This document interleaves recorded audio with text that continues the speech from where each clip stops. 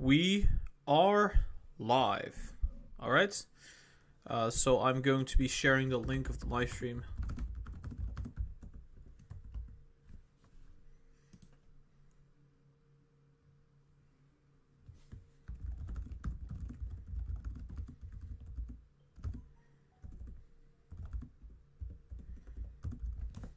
We're going to be analyzing Tesla stock.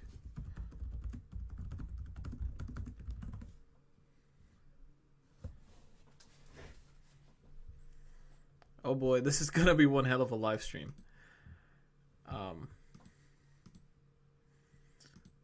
Live right now. Let me check. Before we start with the Tesla analysis, I have a very quick thing I want to share with you guys. It's gonna be interesting.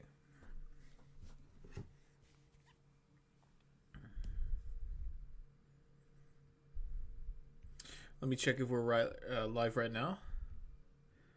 Checking. Yes, we are live. Okay, welcome everybody to the live stream. What's up? Lots of people in here. So what's up, Ricardo, Jesus, Chris, Anna, MK, Aaron, Boss City, Charles, Blink, Chris, once again, Corey, Pokemon TV, Anton, Yama, Mike. Hey man, everybody, welcome to the live stream. Today we're going to be talking about Tesla stock. We're going to be live streaming Tesla, Palantir, NIO, and Apple. Okay? And I'm very excited about Apple in particular. I'm going to show you why in just a second. But before we do, make sure you hit the thumbs up right now so everybody gets this live stream recommended. All right? Make sure you hit the thumbs up. We need everybody to be here. Palantir is killing it. Yeah, definitely. Palantir had some fantastic news. It turns out that Palantir is making the software for the U.S. government in regard to the vaccinations.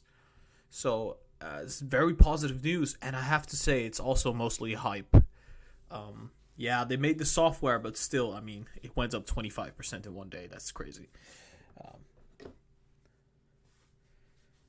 Yeah, I'm just currently watching the likes right now. We need to pump those numbers up, guys. We've got 80 people watching. Let's get that number to a 50 thumbs up right now, so people will get this into their recommended if we get a lot of likes. So we want everybody to watch this video. This is quite important, guys. Very important video. Checking the live chat briefly. Thoughts on snow? I don't know. I'll check soon. All right, so I want to start with Tesla, but before we do, like I said, I have to say something very important about Apple. Very important about Apple. I'm going to show you something. It's going to blow away your mind.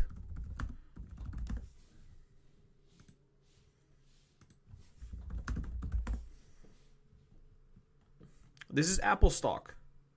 The Google Trends of Apple stock, right? So my prediction is that Apple stock is going to see a massive surge. A very big surge to the all-time high for Christmas. It's going to be a Christmas rally like you've never seen before for Apple stock. My prediction is we will literally go ballistic. Now, why do I think that this is going to be the case? I think we got everybody watching right now. Perfect.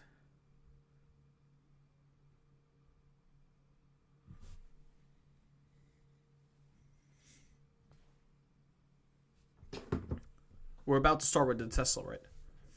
So, Google Trends kind of does predict some things, like sentiment, whether people are interested in a stock or not. Let me just do this for the United States. Let's just go for the United States, right? There we go. It's in Dutch, right? We see that there is almost zero interest in Apple stock at the moment. However, generally speaking, when we come down to these levels, we see surges to the upside in terms of interest. Now, it doesn't have to happen right away, obviously. But we can see that last time we bottomed at the same level in terms of like interest into Apple stock. That was 19th to about 25th of July. Now, when was this? Look at that. It was right here. 19th of July to 25th July. Here we bottomed in interest because this was a bottom in the stock price as well. So people were like bummed out, right? Coincidentally, we also hit the trend line. Just like there. Hit the trend line. Bottomed out. After this bottom in interest in Apple stock, we were sitting at $90. We had a run of approximately almost $50, right? That is insane. That's like 50% increase in, I think it was a month or two. I think 2 months, right? Okay, 1.5 months. So Apple went up massively after this bottom right there. Now, right now, we are like quite low in comparison to where the all-time high is sitting at. Apple is usually known for the fact that whenever it corrects, it never sees that point in time again in terms of like stock price. We've seen this time and time again. Generally speaking, we do not come back to those points. I would say that right now is a beautiful opportunity to get into Apple stock. I think we're going to see a massive surge to the upside. It will be a Christmas rally like you've never seen before. People are buying the iPhone 12s like mad. Okay? That's what I think. And I think, honestly, Apple stock is going to go... I think Apple stock is going to go to approximately $160 in a very... There is an extreme bullish case that it could go to $180 to maybe even $200. That would be crazy, right? But this happens from time to time. We have a correction, then we go up 50%. Is literally what's been happening for every single time we go down. I would say there's a lot of space left. This is most likely going to move more than Tesla. Most likely. Like I said, we have a bottom in interest right now. Nobody talks about Apple. Everybody's talking about Tesla, EVs. Apple is not even on the radar. It's not even on the radar. Guess what happens when it does become something that people want to talk about? Because remember, the iPhone 12 sales were not reported in the Q3 earnings, or I think it was Q2 earnings. I'm not so sure about that. But just last earnings, Apple did not report the iPhone 12 sales. Coming earnings, it will. And I am pretty sure its earnings are going to be popping. It's going to be insane. And Apple will rise significantly before it. They will start pricing this in way earlier. Way earlier. I think by the time the year ends, it's already priced in. All right, that's my thoughts on Apple. I want to go right to Tesla because obviously we're going to analyze Tesla. So yeah, bottom in interest. I think it's going to spike back. Enough about Apple. Let's go to Tesla because that's what you came for. Okay, so just give me a second. Checking the live chat real quick.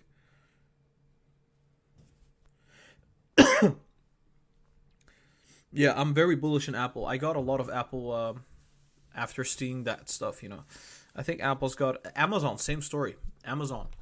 Lots of bullishness coming from Amazon. Lots. Way more than, like, the current hyped meme stocks that we have. Okay, so I would say that 1, 2, 3. 1, 2, 3. We're like, if we would compare this, Palantir is up to $28 to $29, Giant Pie says. Yeah, I mean, I said this before. I even said it in the Palantir video. If there's any good move, we're just going to push up to $30. There was a lot of good news coming out for Palantir. Look, if every day there's good news for Palantir, it could keep running, right? That's my opinion. We've seen this the past week. We've seen this the past 2 weeks. Every single day there's a new news piece about Palantir. We will also look at Palantir, don't worry. First, we're having our focus on Tesla. All right, so Tesla. We're gonna have to move the bearish channel again, just like that. We'll keep moving it until it sees a correction. It could definitely. Thanks for your donation, Giant Pie. Well, I'm getting.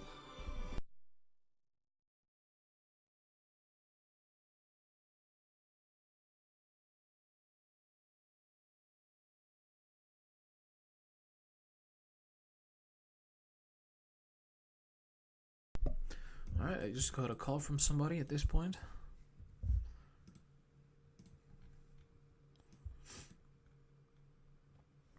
Alright, let me just briefly take a look at the 1 hour.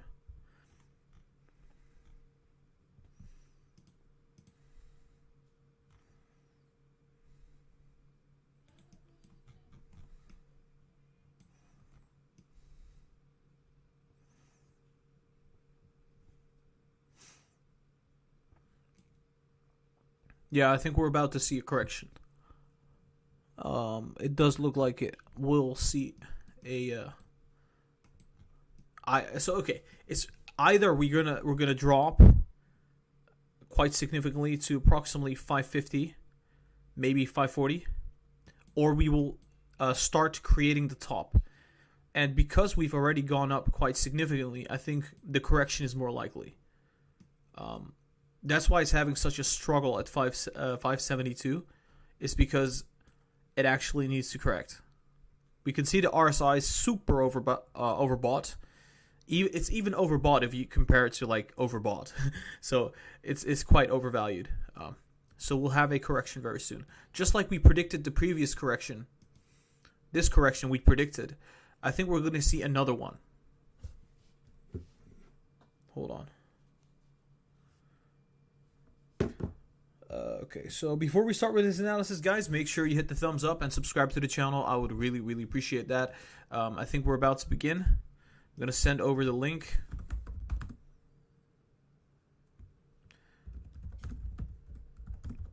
So stock live stream. All right, so we are ready to go.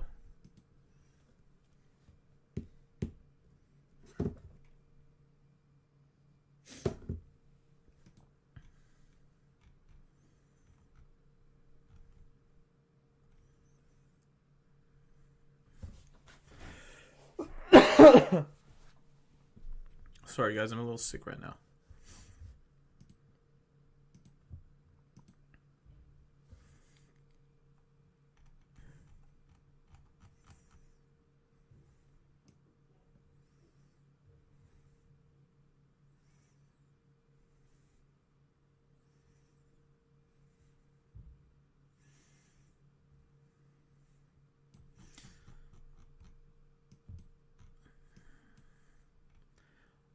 I'm going to stick with the correction.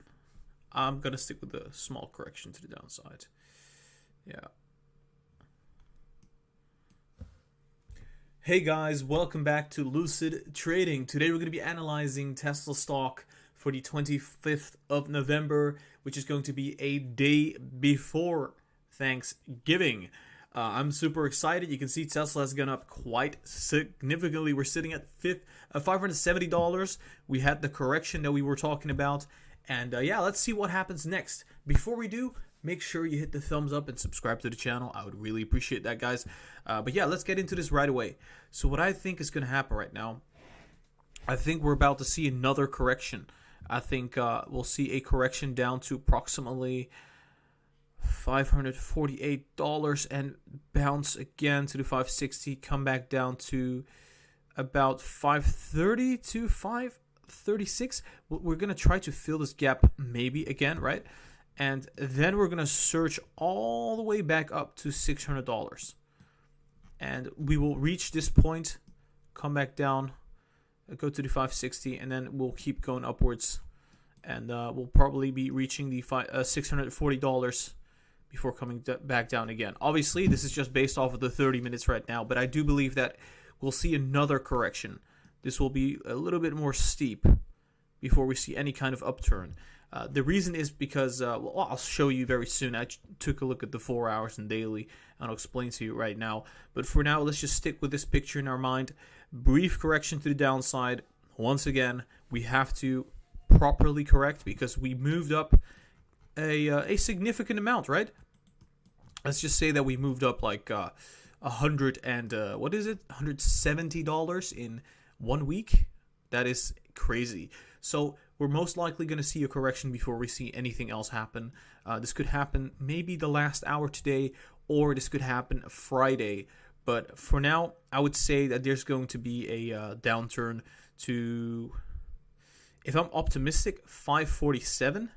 If I'm bearish, 530, 537. So this will be a nice buying opportunity because obviously this rally is not over yet for Tesla stock, so keep that in mind. All right, that would be it for the 30 minutes. We're going to come back to the 30 minutes after we have done the 1 hour and the 4 hour and the daily. So let's go to the 1 hour. Hold on, guys. There we go.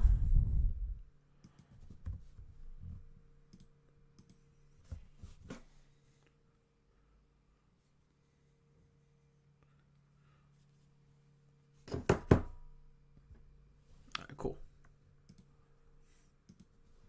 I got a runny nose again. So annoying.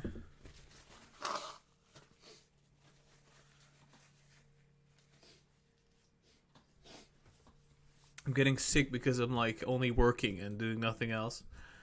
The grind. Okay.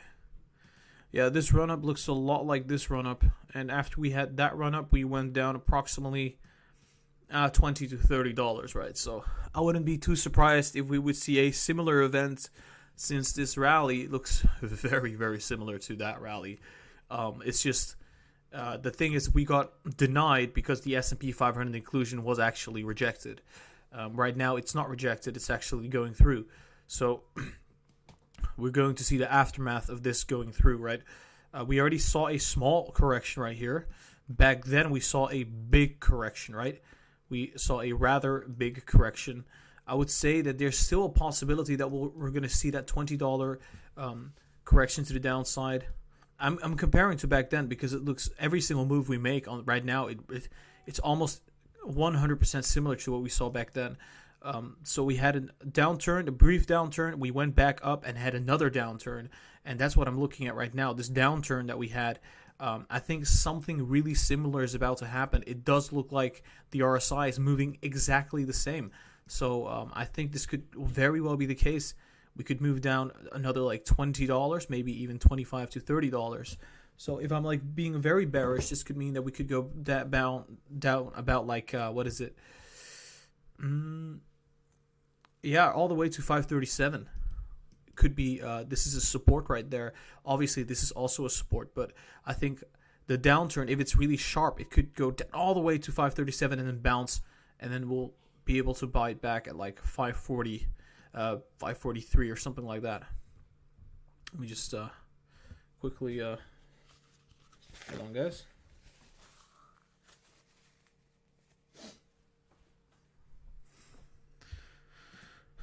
Okay, so let's go. Did I hit the pause button? I hope I did. Alright, so now I'm looking at the 1 hour, and it does look like we crossed bullishly, but I think it's not going to last. I think we're going to see a downturn occur right here. Let's just say it goes down to approximately 550.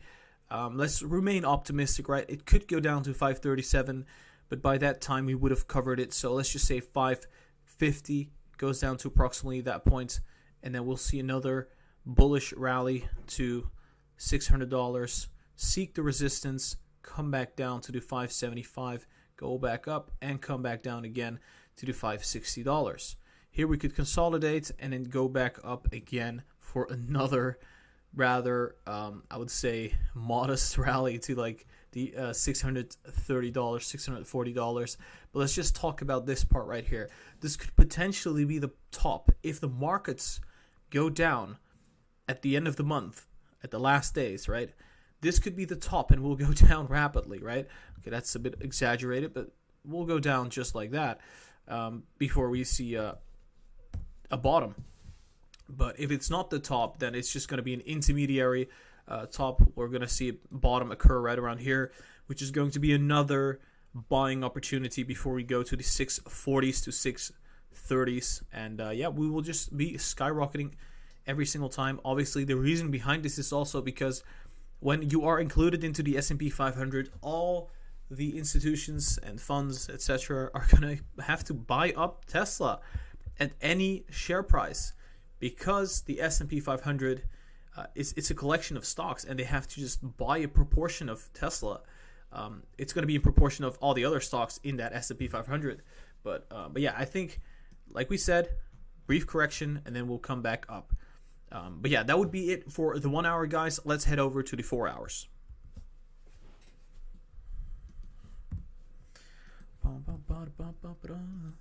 Maybe the 4 hours is more bullish. I don't know.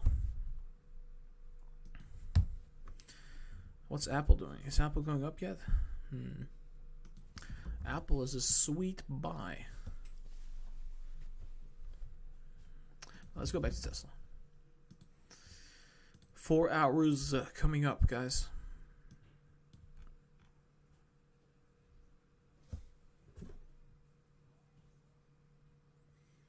Oh, we got a 2. I don't know what kind of currency that is. Nice donation, though. Thank you. Zhenyao, or how you pronounce it. Sorry. But yeah, let's get back to Tesla on the 4 hours. So, alright then. Okay, so, alright. I think it should be fine. Then we do look a little bit overextended.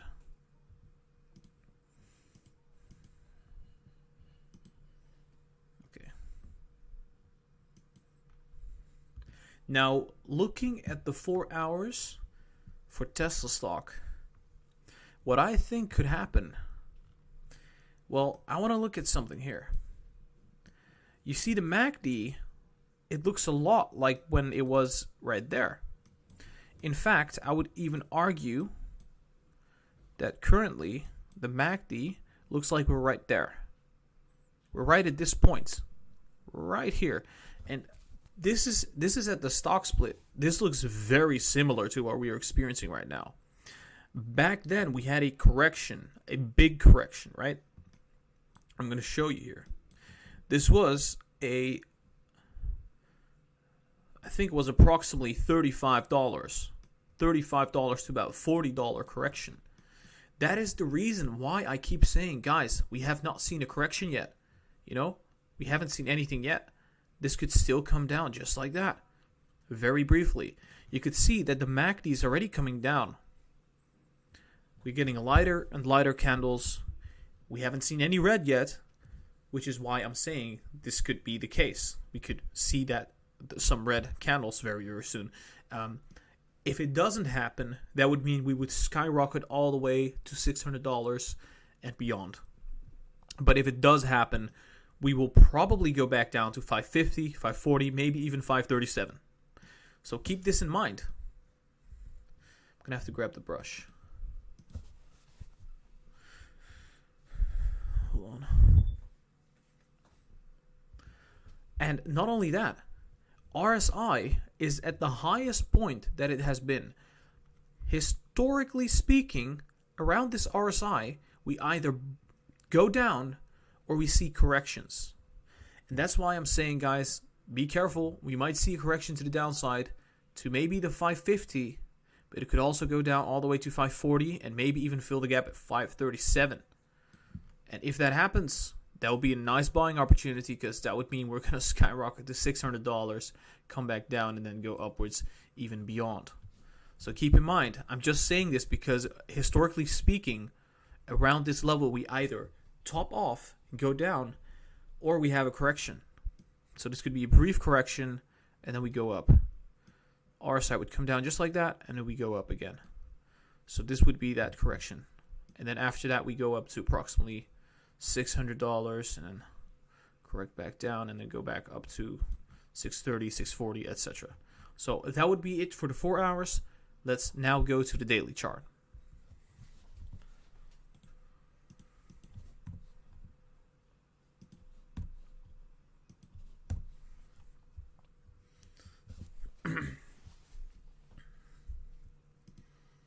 Imagine what would happen to NIO if if Tesla would go down $40. It's not gonna look pretty at all. Let's just say that. Obviously, Tesla is a very nice long-term play. I think it's gonna go. I'm just gonna show you right now what's gonna happen, right?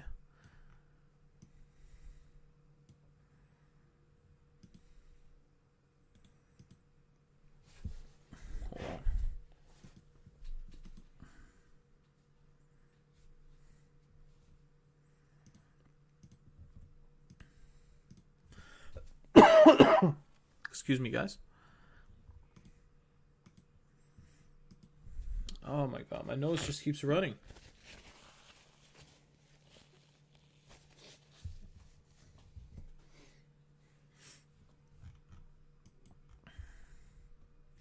All right, we're ready. All right, so.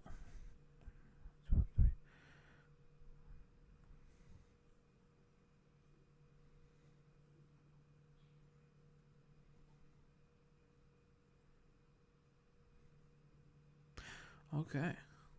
Ooh, it's gonna get rough.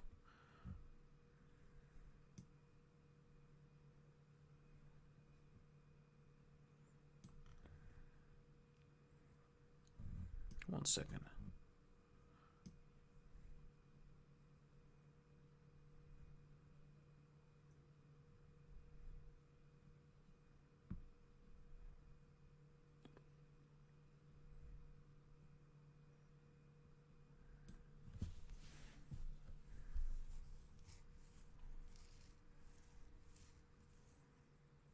Oh my.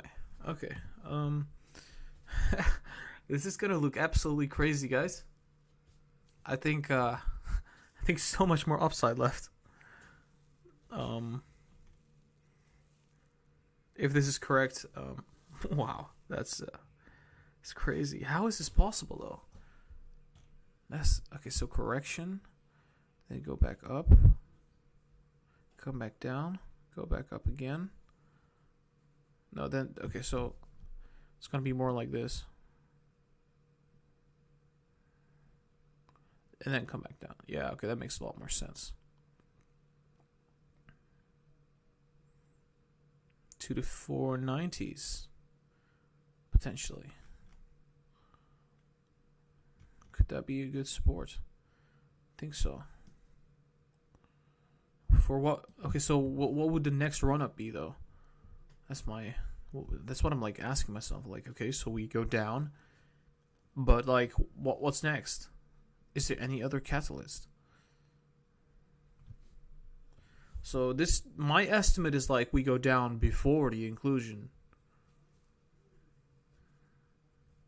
It would make no sense, but I think that could happen because too many people are anticipating that Tesla's going to run up until the thing happens, right? So this would look approximately like this, and then top off, and come back down, and then bounce, probably just bounce again.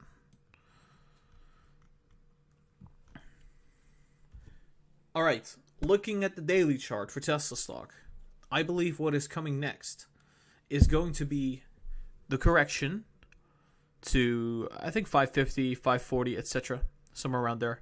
Then bumping ourselves up to $600, maybe a little above that, correcting downwards, and then going upwards to the 650, 640, topping out and then crashing down.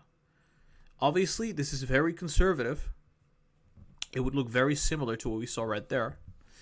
Maybe a little bit similar to this point as well, but I would say more similar to the stock split because this was fueled by S&P 500 inclusion anticipation, and this is fueled by S&P 500 inclusion. So I would say that this could, in a neutral case, reach around 650. In a bullish case, now here we're talking, right? In a bullish case, this could correct and then go back up again to $800. So that is my most craziest like price target, like $800.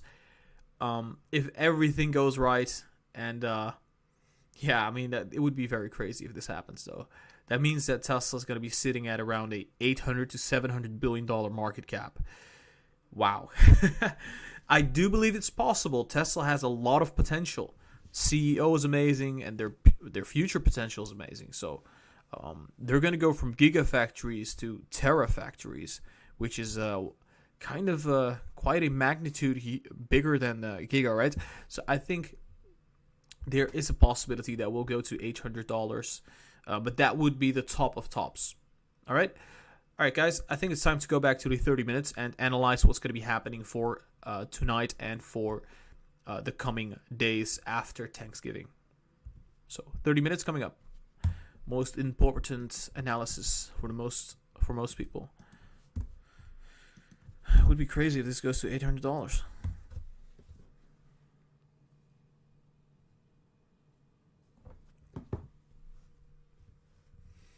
All right, guys. If you don't know who I am, I think a couple of you might not know. My name is Gara. I do stock analyses, your favorite stocks, and I try to analyze them as best as I can. I try to tell you what you need to hear, not necessarily what you want to hear. So that is how I go about things. I'm trying to be real, truthful.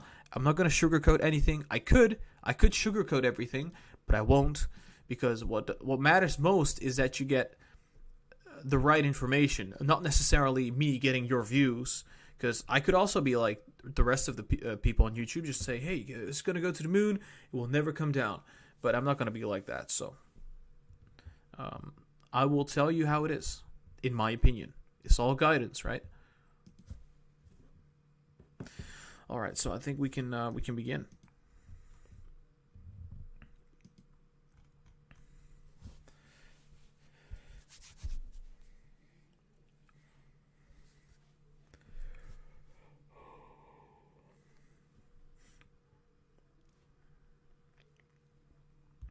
All right, now we're looking at the 30 minutes, and honestly, what I really think is going to be happening right now is we're probably going to come back down to 560, bounce up to the 567, come back to the 550.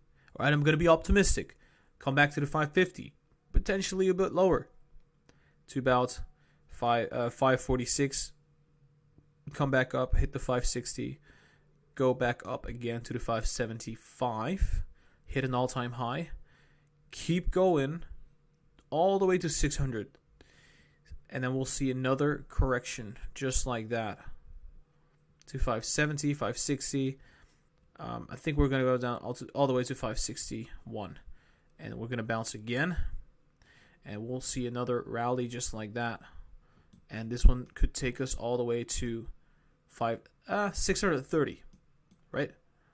630, 640, right around there. So the target that we're looking at is $600, and we don't necessarily know if this is going to be the top of the rally or if this is going to be an intermediary top.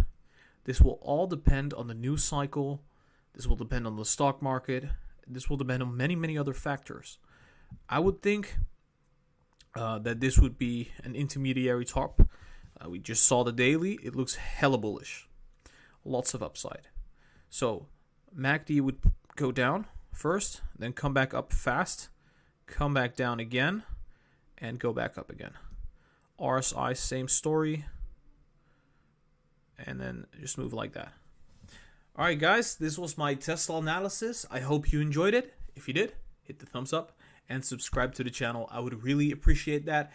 Make sure you check us out at the social media pages, the Instagram, the TikTok, and the Twitter. Links are going to be down below. And also, on top of that, check out the Discord. We have a community, the Lucid Traders community, that you can join. Link is down below for the Discord server. And lastly, if you want to show some love and get many benefits like early access, consultations, and buy and sell signals, you can do this at the Patreon. The Patreon link is down below as well. Guys, I hope you have a very nice day, and I'll be seeing you very soon. Happy Thanksgiving, and I'll see you Friday. All right, so we're going to be doing NIO and Palantir next. We got about 50 minutes until the markets close. So, oh, I got a $16 donation from I can't see the name. Just give me 1 second. But thank you so much for the donation. Whoever sent that, I'll repeat your name in a second. Next up is going to be NIO. Whoa, we're predicting NIO quite nicely. Okay. This looks kind of funny. I didn't expect it to go exactly like we said, but NIO, oh wow, that's quite nice. Yeah, so we said that NIO would recover from this bottom. The RSI was bottoming out. MACD was quite low, so I did not expect this to go any lower at the moment. I think there's going to be a run-up.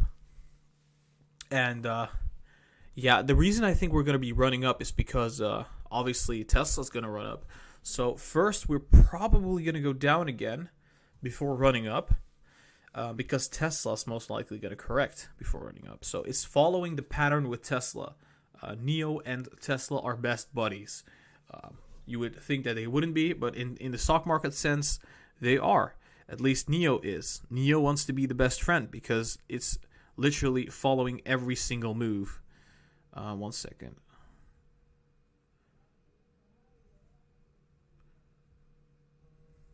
I'm trying to log in real quick. But yeah, we're going to do NIO. Oh, Danish donated 16.14 euros for Thanksgiving. Thank you so much. I really appreciate that. That is awesome. Happy Thanksgiving, everybody. It's going to be Thanksgiving tomorrow, so I'm probably going to be uploading videos, but I don't think anybody's going to be watching, so yeah, that's going to be a bit awkward. It's like me uploading videos for myself, but I'll still be uploading.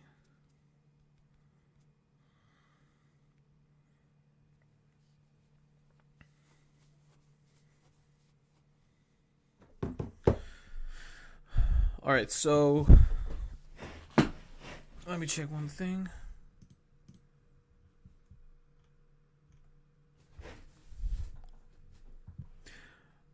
Give me 1 second, guys. I'm going to be having to upload the Tesla video in 1 sec. And then we'll continue with NIO. We're going to do Palantir. We're going to do Apple, AMD, etc. Obviously, because it's going to be Thanksgiving, we're going to do many more analyses than normal. Keep that in mind. So stay tuned. Just give me 1 second. We're going to do a lot more than normal. Let's just say that. Way more videos. I'm going to be rendering the Tesla video right now. This usually takes just a second. And while I'm rendering this, we're also going to be talking about NIO.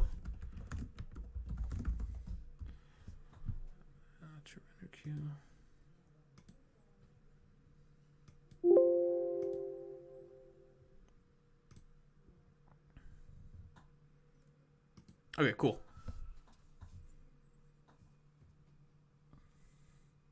Garrett, do you think Tesla's going to hit $600 by the end of Friday? I don't think so.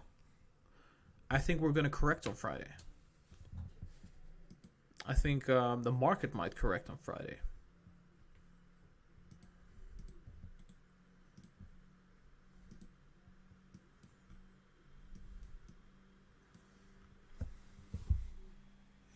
Okay, I'm going to be changing the thumbnails real quick.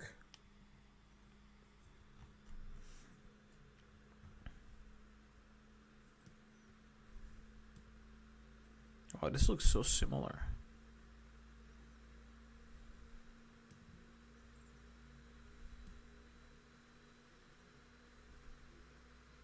I think it's going to run up now and then come back down later.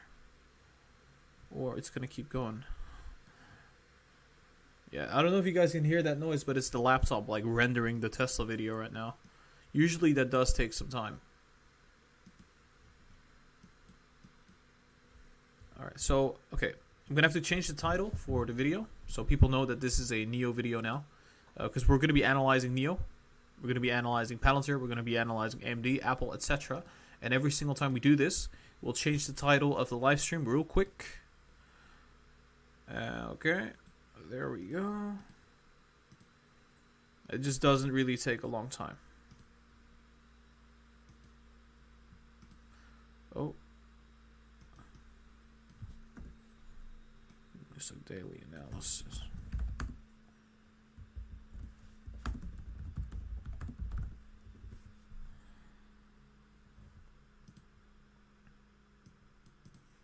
Yeah, I think NIO has some room to the upside now after that correction.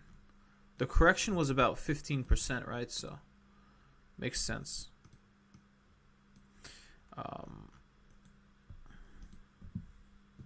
But Friday might be a bearish day for NIO. Same for Tesla.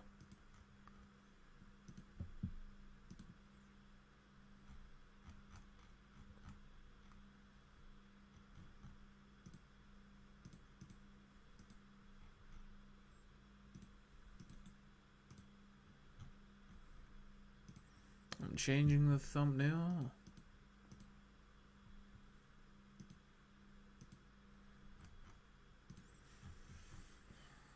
Okay, cool. We changed the thumbnail, we changed the title, we changed the description.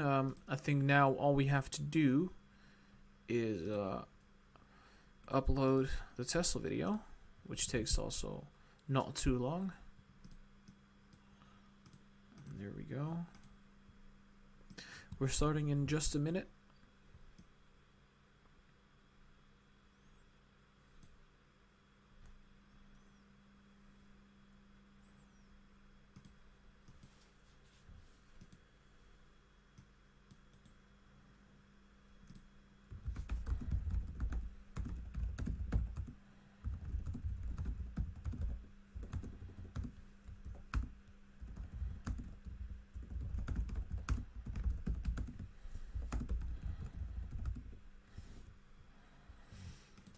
Okay, I have to upload the description.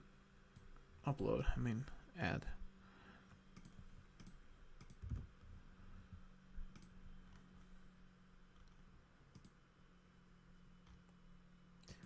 There we go.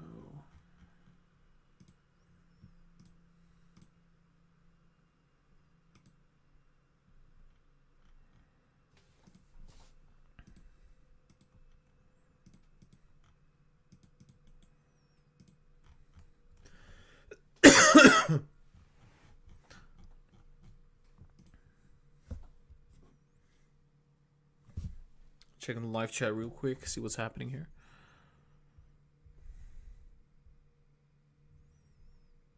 Yeah, I already did Tesla stock, so next up is going to be NIO stock.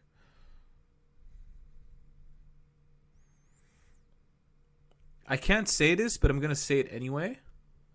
I've got a client. I'm not gonna say any names. Whenever my guidance, right, is correct, I get 1%, right? Let's just say that my guidance has been correct quite often. I'm being modest. I'm being humble right now. Quite often it's being humble. But yeah, it's nice. Technical analysis does matter. It really does matter. And obviously, in some scenarios with Palantir, for example, with NIO, there are several cases where like the fundamentals take over. Especially like with Palantir, there's been like positive news coming after positive news after positive news. Well, the technicals are pointing bearish. So look, this is the technicals pointing bearish. Then there's positive news for Palantir, and it goes back up. So that is how it goes. I do believe Palantir is still fairly overvalued. I don't know what's it doing right now, but like, let me just check real quick. What is Palantir doing? Palantir. We're gonna come to NIO in just a sec. Palantir is still $29. Look how overextended it is on the MACD. And the RSI is both rapidly overvalued, and this is mainly because of hype and euphoria. It's not really backed by anything. But yeah, we'll get to that later on. We're first going to be focusing on NIO, as I hope the Tesla video gets uploaded very soon. We're going to start with the NIO video right now, and we'll get to uploading Tesla later.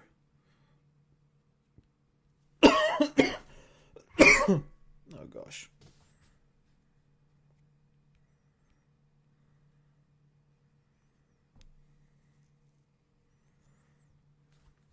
Can we please go over LCA, LGVW, SBE?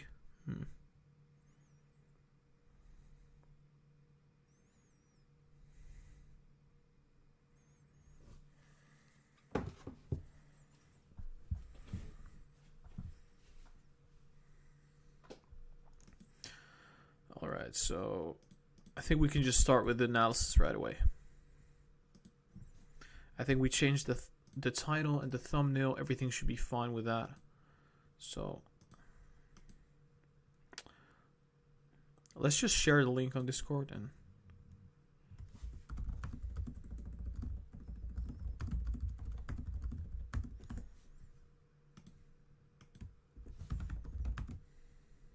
NIO video analysis live.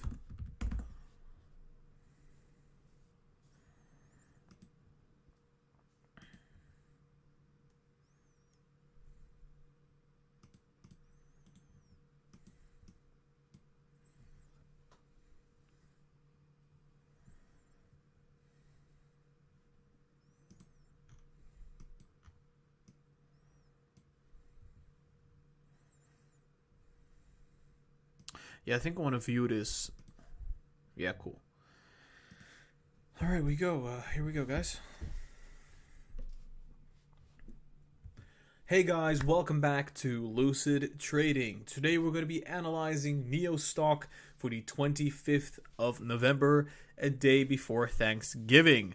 So let's get into this right away. But before we do, make sure you hit the thumbs up and subscribe to the video. Subscribe to the channel, obviously, in this video. So make sure you do that. I would really appreciate that, guys. Let's get into this analysis right away. So last time we drew this line over here.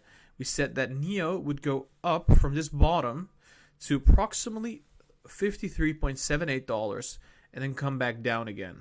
Well, it did come down just a little bit. Obviously, it could still come back down again and then rise all the way up to $61. Now, the reason we said that this would rise again to $61 is that we think that Tesla is going to go up quite significantly.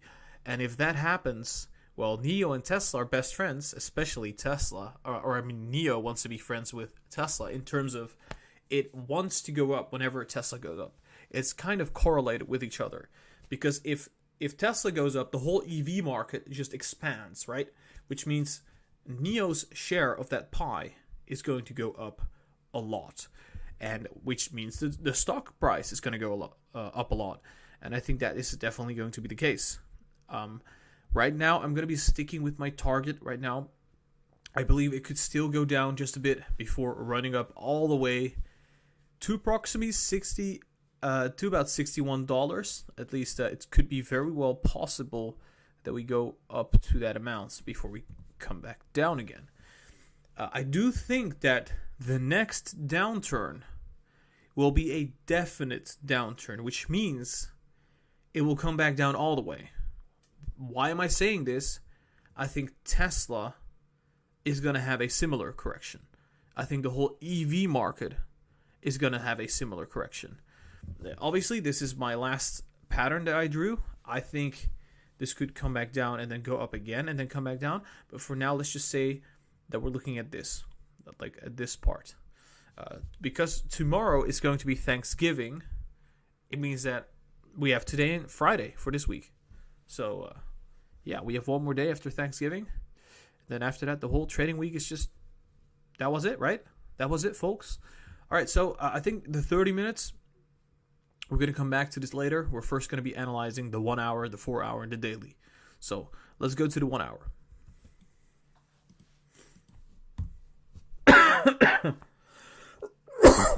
Okay. Let's see if I can still upload.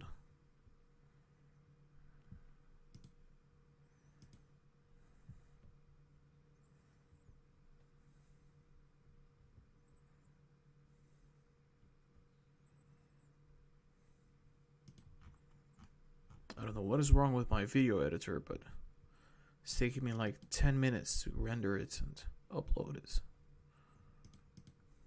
It's so sad.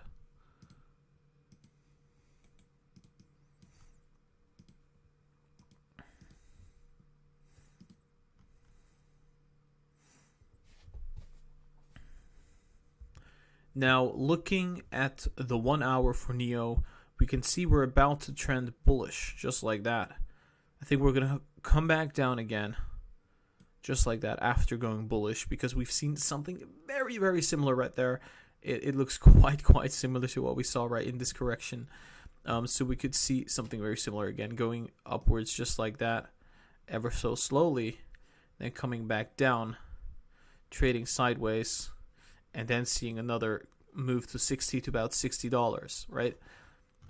So it's going to look very similar to this move. I think it might be a little bit shorter though.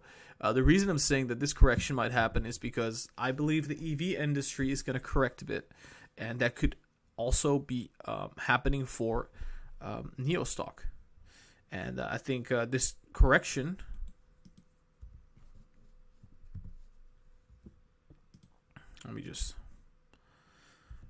this correction could actually happen quite soon.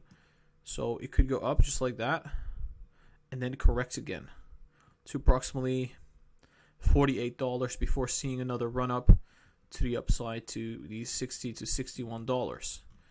And after that, there is a great possibility that we are going to have a definite crash, which is going to be, well, basically we will not see these levels for a very long time. Let's just say that, right? RSI is going to move in this manner, and then we will probably start going to the overbought again and come down. MACD, same way, and then come back down. All right, this was it for the 1 hour. Let's go to the 4 hour now. There we go.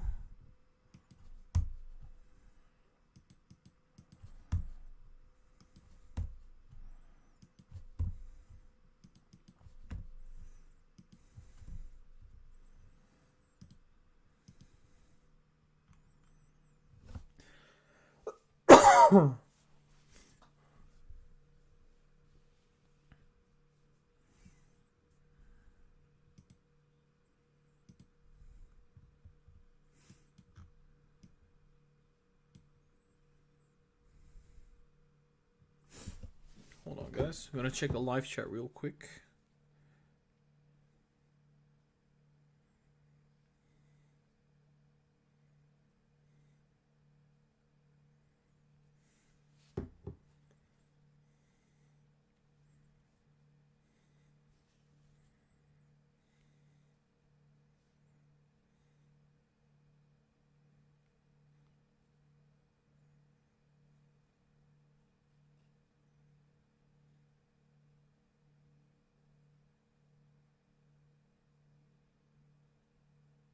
Wait, guys, I just got a notification. Wait, cryptocurrencies are... What the hell?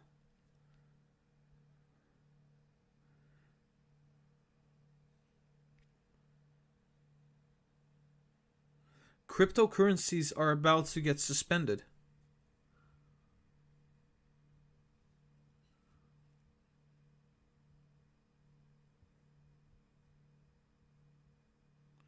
Wait, what? No way. That's quite huge, you know?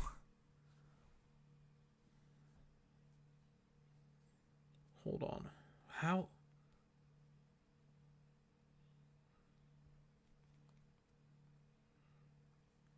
Alright, so apparently, I think it's in the UK, but on Trading 212, because of certain ruling, cryptocurrencies are going to get suspended for some reason.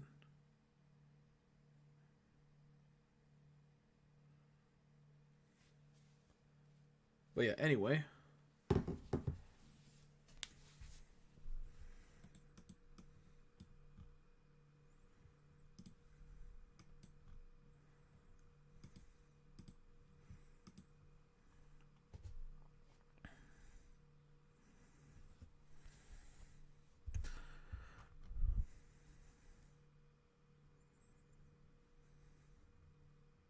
Yeah, NIO is walking on air. Wow.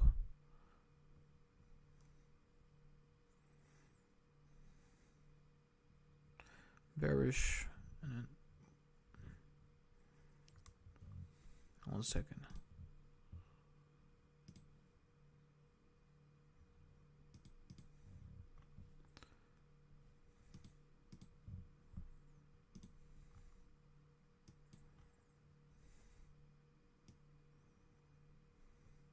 Yep, that's it. Literally, that's it.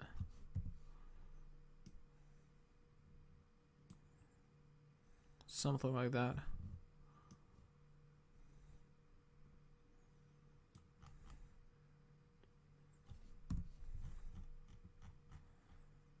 We'll see what happens.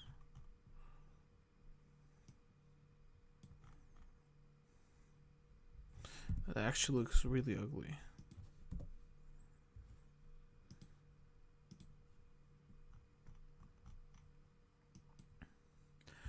Alright, so we are looking at the 4-hour chart, and like I said, guys, we could see a potential correction just like that before seeing any kind of upturn.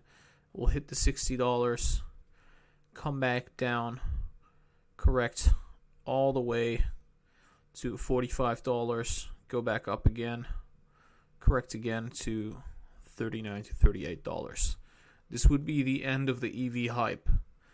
Obviously, if Tesla keeps running towards the 21st of December for the S&P 500 inclusion, this will not look this way. But I'm assuming that we will see a big correction very soon for Tesla. And by then, we will probably also have a big correction for NIO. And it will take NIO down a lot, right? Because NIO is walking on sunshine. So it's walking on air. It's not really backed up with fundamentals. Tesla has solid fundamentals in comparison to NIO. It has the best CEO on the planet, I would suggest. And yeah, I don't know. I don't know what else I have to say to convince you that NIO is not necessarily Tesla. It's trying to be like Tesla, which is great. It's not the same thing, though. Controversial, right? But yeah, I think definitely could go down for the correction. Then afterwards, run up to $60, see a correction, go down all the way. And yeah, I mean, this would be looking something like this. Just like that. And RSI, something very similar. But yeah, I would say that still hyped up, still euphoric, but at some point we'll hit a tipping point, and that tipping point will turn this into a bearish channel to the downside. All right, let's head over to the daily chart, and then after that, go to the 30 minutes.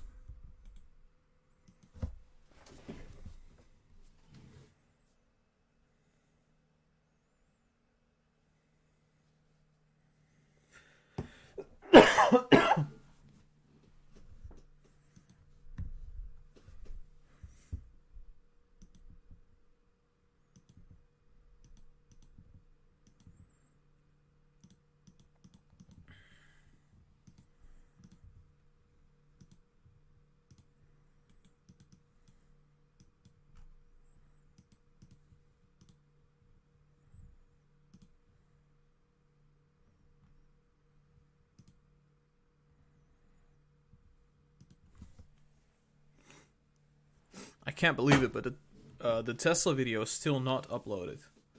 It's taking me 20 minutes to upload a video. 20 minutes. It's so frustrating.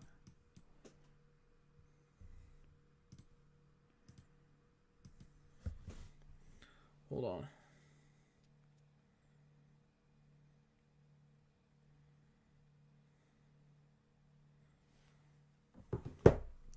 All right, so let's begin. I'm looking at the daily chart for NIO, and it looks really bad. Honestly, it looks like we are still in a bubble formation, and we are in the overbought for very, very long periods now. I think it will, once the capital could be used elsewhere, this stock is going to go down. And I think what's going to happen is that a lot of capital is going to move over to the big cap stocks. And once that happens, I think what will happen is, first correction, and then go back up to $60, come back down, go back down. Honestly, it's going to look more like this. And then come back down. All the way. So, like I said, we're still going to be correcting. It's going to be quite insane. You see that the MACD is still about to bend to the downside. We've had a lot of bullishness for 2 months. Keep on saying this. The tiny correction has happened, but the big one is still coming, right? We anticipated this tiny one as well. But there will be a very big one. This is going to make NIO go back to fair value. Fair value, right? I mean, for an EV stock, right? Approximately $30, maybe like $35, around that range. Still anticipating such a correction to happen for NIO stock, which would be a great buying opportunity, because after that,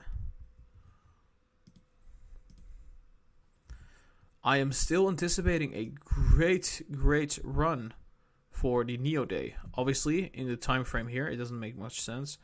But let's just say that this goes back up again for NIO day. And we would see a nice bottom right there.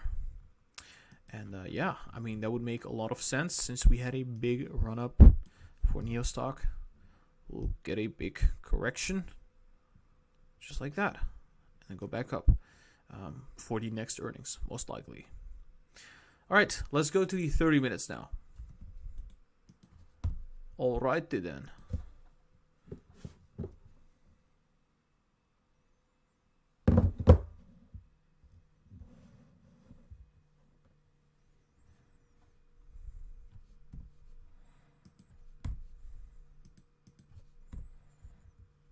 Can I upload my Tesla video? Yes, I can upload my Tesla video. Great. Fantastic.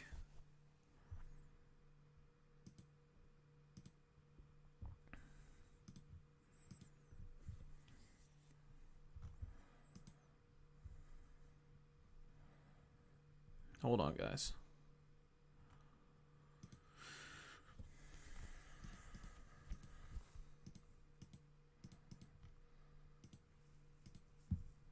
Just briefly uploading the Tesla video. There you go. And now I'm going to have to share the link in a Discord.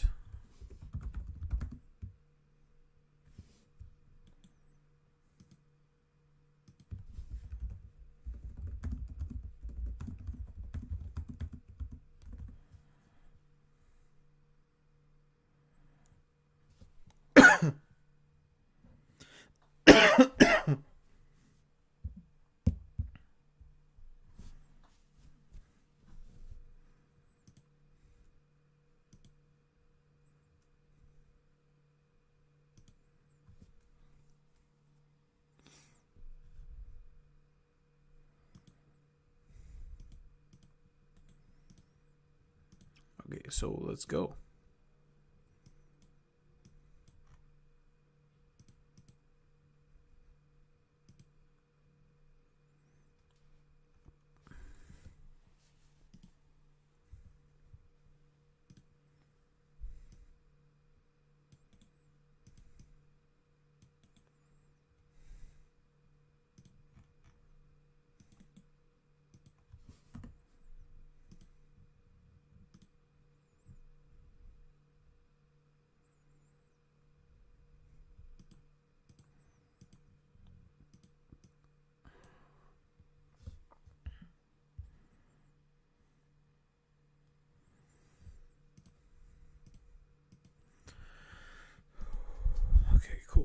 Cool.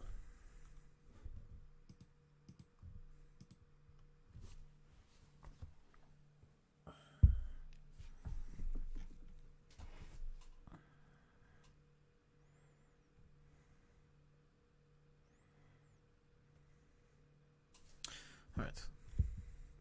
So looking at the 30 minutes for NIO stock, I do believe that this is going to be happening next. We might go up again, just like that. and then come back down to approximately $50. So let me draw this again. Something like this.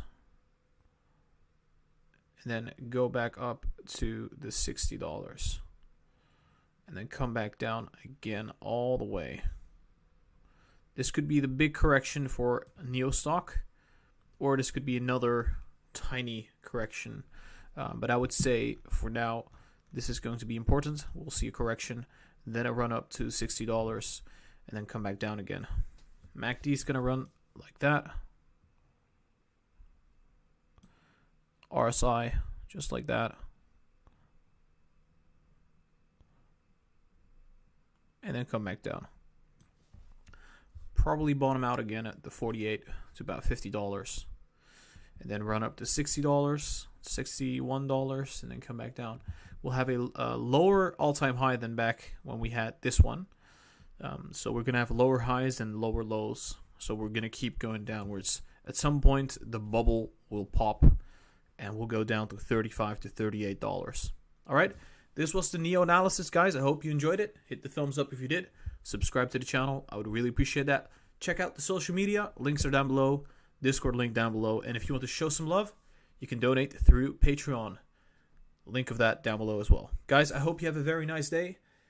This was the NIO analysis, obviously. This was Lucid Trading. I hope you have a very nice day, and I wish you a very nice Thanksgiving as well. So, happy Thanksgiving. I'll be seeing you Friday. Oh gosh, I'm loaded. Okay, so yeah, this is no bubble. What are you talking about? This ain't no bubble. Come on, this can't be a bubble. Why would this be a bubble? It's just only going up, right? Bubbles don't only go up. Bubbles also come down. So it's not a bubble because it hasn't come down yet. That's not a good argument. This looks very, very much like a bubble. It's probably going to come down. We just don't know yet. We are in the overbought territory on the weekly for quite a time now, so at some point it's going to come back down. Tesla's been there as well, but then we had a correction. But yeah, we're about to go up massively, so 573. Damn. What is Palantir doing? 28.5. Yeah, this is about to look a little bubble-ish. Because Palantir just going up without any like major corrections. Also quite overbought for a long time now. Overbought again. I repeat. A height of 29.7. It's probably going to come down again. And then bounce. Alright, so the next stock we're going to cover is going to be Palantir stock.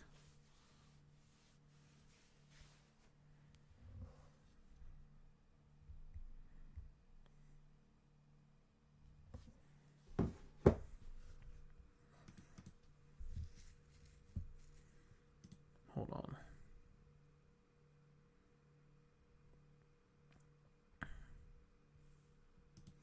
on. Somebody said I could get a COVID test. I already had COVID. It's awful. I had it.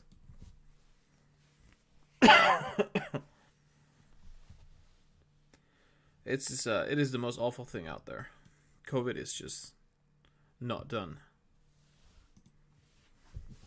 Yeah, I'm just gonna render the NIO video before we start with the Palantir analysis.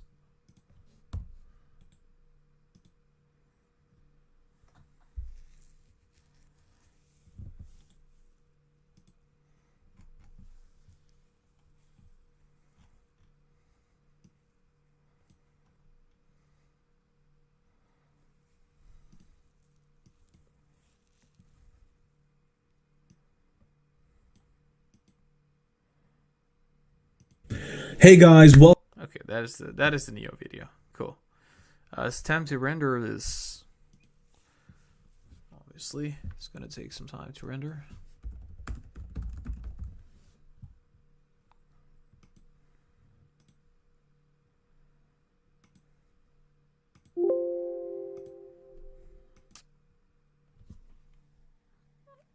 So that will be happening.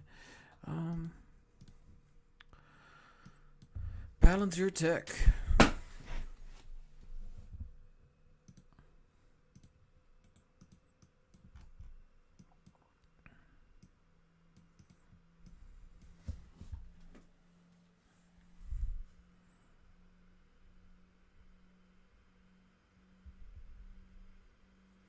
Kevin just donated $5. Thank you so much, man. Appreciate it. It's really nice. Yeah, it's I really love this watch. It's pretty great.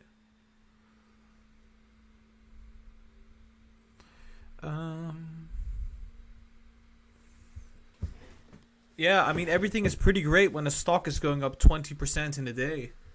But how is everybody going to be sounding like when this stock comes down? That's what I'm wondering, because it does look like how ballistic does the MACD look like? Jesus. That's it's like it's almost going straight like that. It just does not want to come down, right? It will come down though. One way or another. It will come down. I used to be very bullish, but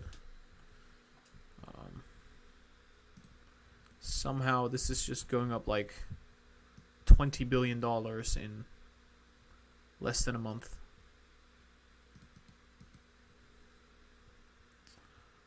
Apple's going up ever so slightly. I think once Apple starts going up, all the other small tech stocks just disappear. Apple will just literally consume all the capital. It has a tendency to do that.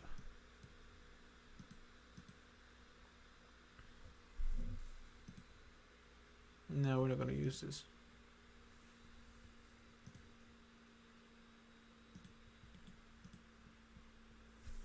Hold on.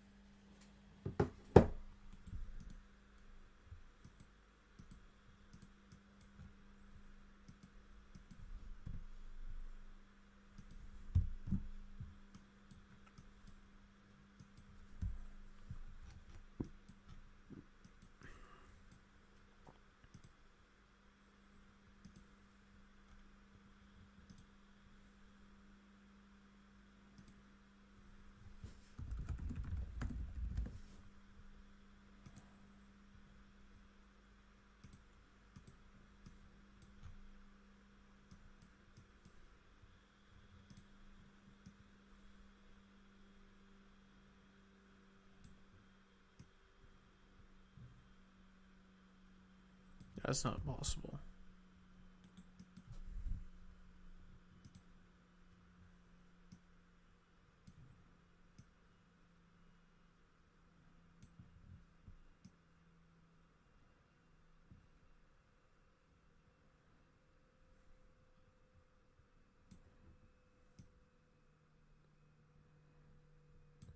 Something really weird like that.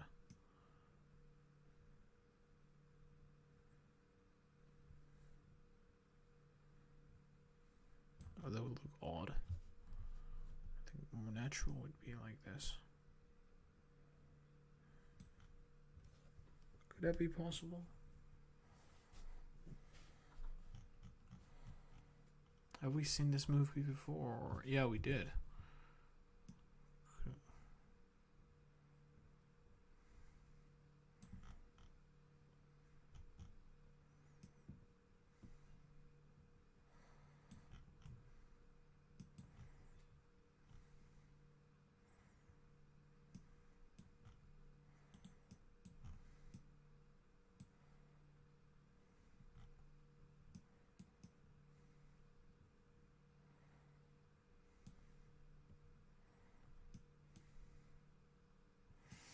Yeah, it could be the case.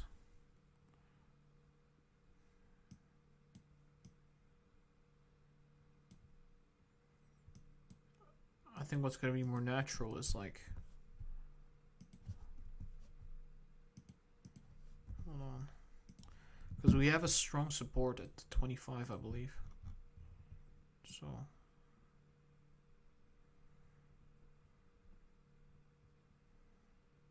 then we bounce.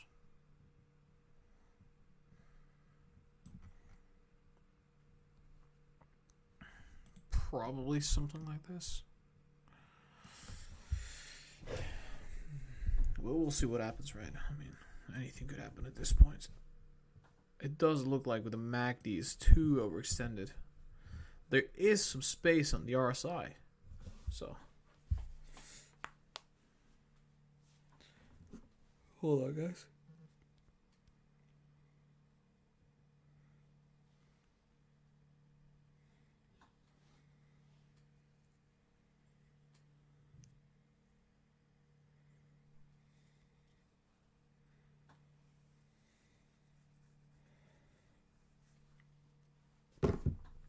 Alright, so I'm just gonna upload the NIO video real soon. This will help out a bit.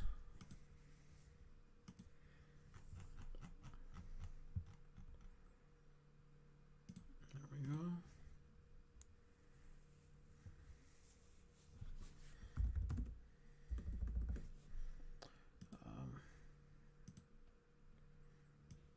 Right.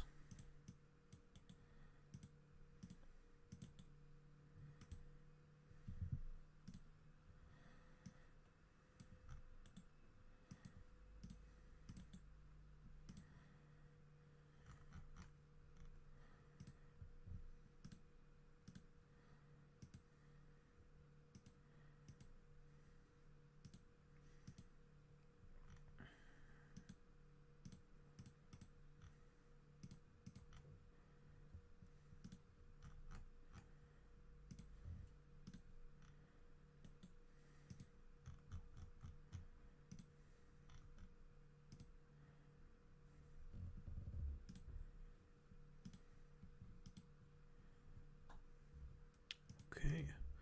There's about 5 minutes left until the stock market closes. So, in about 5 minutes, you won't be able to trade stocks until after Thanksgiving. So,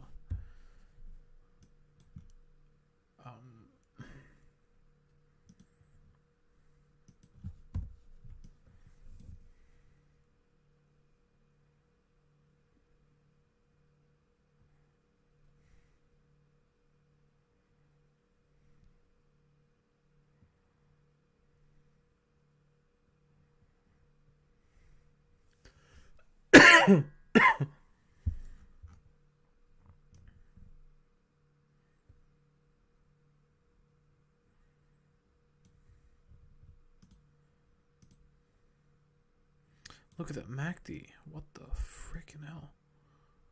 Wow, that is insane.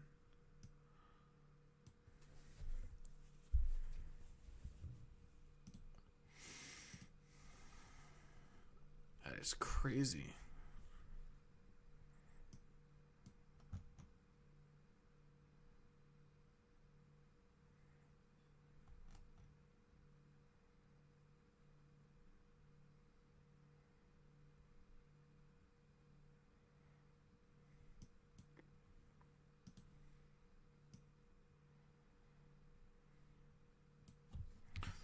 Yeah, it's gonna be bearish. Obviously, after a run like that.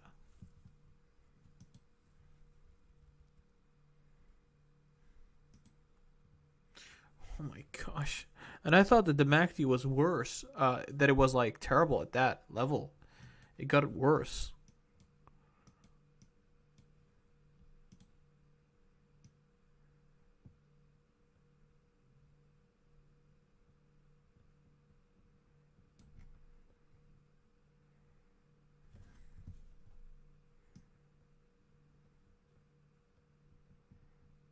Yeah, I know. It's just gonna look pretty bad. That's all I know.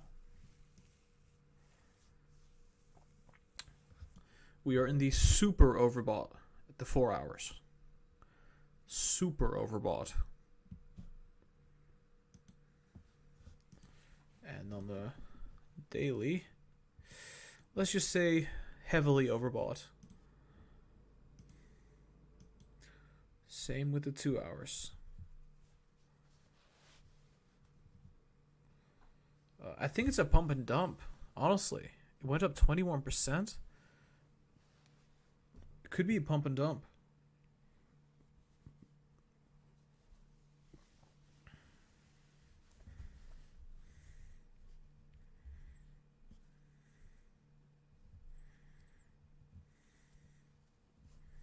Yeah, this definitely could be pump and dump. Okay. Alright, so already I'm getting really sleepy, but let's do this anyway.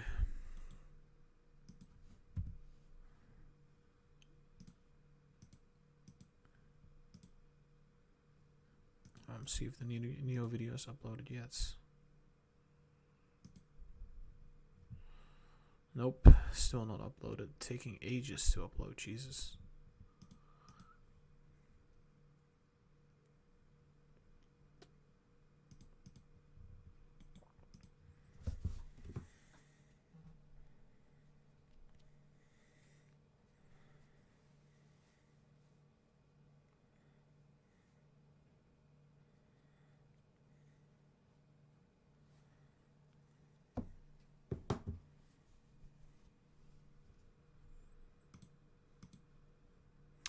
Oh, Tesla keeps running up. Jeez. I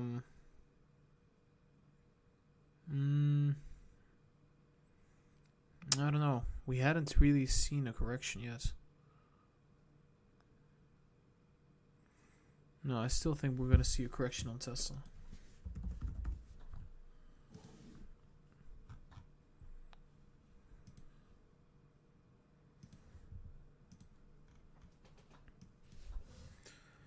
Hey guys, welcome back to Lucid Trading. Today we're going to be analyzing Palantir stock. We're going to be doing this for the 25th of November, obviously one day before Thanksgiving. So let's get into this analysis right away. Alright, so what I think is happening right now with Palantir stock is just, like I've been saying in the past videos, good news after good news after good news.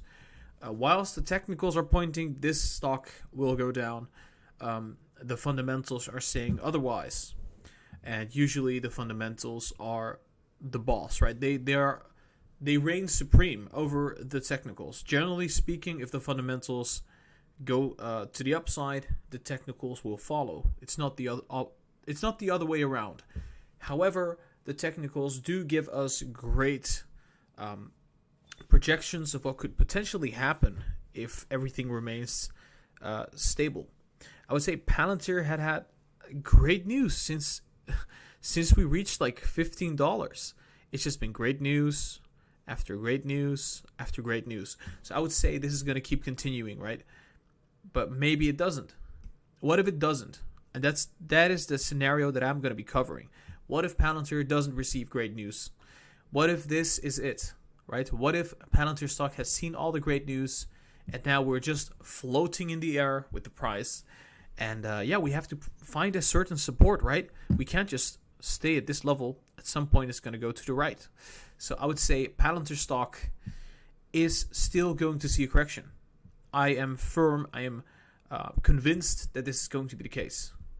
Obviously, after the huge news that we got that they delivered the software for the vaccine, etc., that is going to be big news, and that's also going to change the technicals. But I believe we're going to still see a correction. We see that this is a great resistance at the about the $30. We just have not reached it yet. But I think you see that the RSI is going to be quite overbought at this moment. The MACD is quite high. I think that could potentially come down just like that and then bounce again. So this could be the case. We could come back down just like that to approximately 25.6. Go down again to the 24.3. This could be a strong support. We go up again, but it wouldn't matter. We're going to come back down again to the 23.8, maybe even all the way to the $23. Right here, which is going to look like this on a MACD, we could come back up and go down again to 21, maybe even $20.8. We could bottom out. See that? Bottom out. Go back up again. Create a new high at the 30s. I think that could be it for like now. It's probably going to go all the way to $32. RSI is going to come back down just like that. And then come down again and then go up severely. So this could very well be the case for Palantir stock. I think we'll see a bottom. Will we be able to get some stocks in? And it will go up again. I think we will not see anything below $20 anymore because of the fact that we have gone up so massively. There's been so much good news, so much fundamental news coming out for Palantir stock. We will never, ever see anything below $20, most likely, unless there's incredible bad news, unless there's a correction. So this correction is not going to be that massive, right? This could be like 20%. I mean, Palantir went up 20% just like that. So this shouldn't be too much to correct. And we'll have a great buying point for Palantir. And then obviously we'll probably skyrocket again and then skyrocket again. It's just going to keep on happening because Palantir is a great stock to own. It's one of the better tech stocks out there. And yeah, you want to have a piece of the pie. I definitely believe that Palantir from here onwards could maybe like 50x the coming 20 years. I'm very bullish on Palantir stock. But yeah, that would be my analysis for now. I'm going to keep it short and sweet. Guys, I hope you enjoyed this video. And if you did, make sure you hit the thumbs up and subscribe to the YouTube channel. I would really appreciate that. Check out the social media. Links are going to be down below. And Discord server link down below as well. If you want to show some love, there's a Patreon link down below. So check those out. Lucid Trading out. Guys, have a very nice and happy Thanksgiving. I'm also going to be, I'm gonna be having Thanksgiving with my parents. They don't really like celebrate or anything like that. It's gonna be fun, right? So hope you have a very nice Thanksgiving. I will see you very soon. All right, so this did a quick Palantir video. I think I wanted to just keep it short and sweet. I don't want to complicate anything. I'm also just really tired, so I'm gonna be really honest with you guys. But yeah, let me just quickly check what's happening on the YouTube.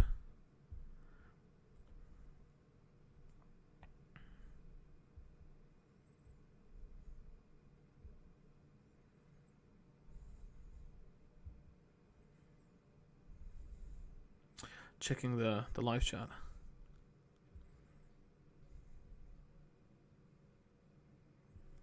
Oh, Tesla 574. There we go. Damn.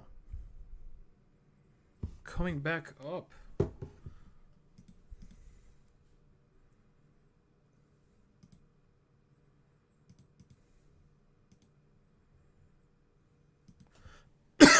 I just uploaded the NIO video.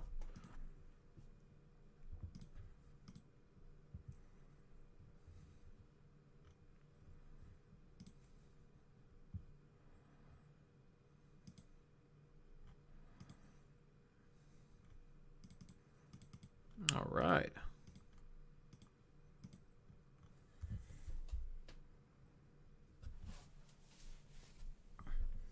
Let me share the link for the NIO video real quick.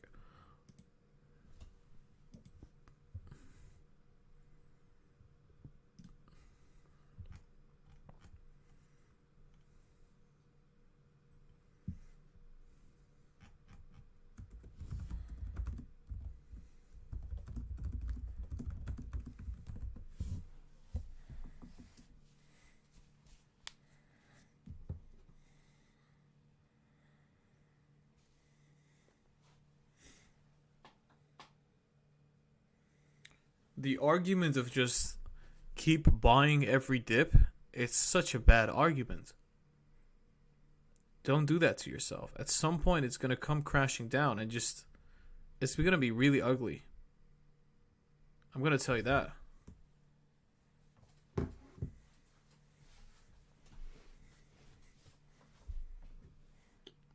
You can't just blindly buy every dip.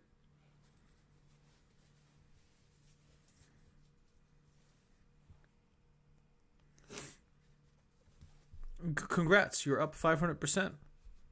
Doesn't mean this is going to go up another 500%. Markets are closed, guys.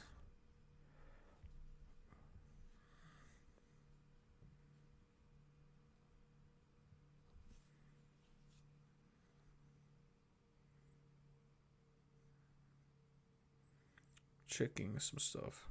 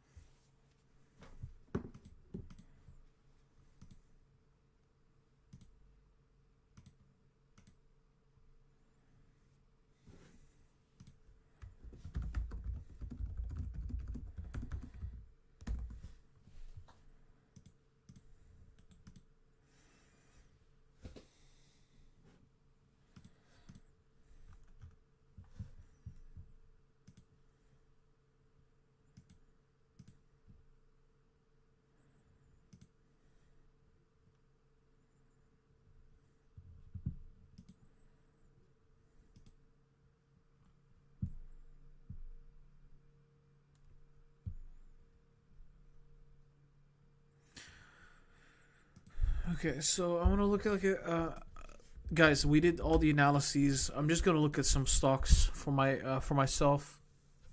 So if you want to watch, you can watch. I'm gonna put on some AirPods because I'm gonna be analyzing Apple. I'm holding Apple right now, and I want to see if Apple's gonna go anywhere. You're free to go now. This is just gonna be like for the diehard fans. Let's just say that. I'm just going to be analyzing some stocks for myself. Because I think tomorrow I'm not going to do anything. I'm just going to relax. I'm going to do some things for myself. Because it's Thanksgiving. I think nobody's going to watch any videos on YouTube.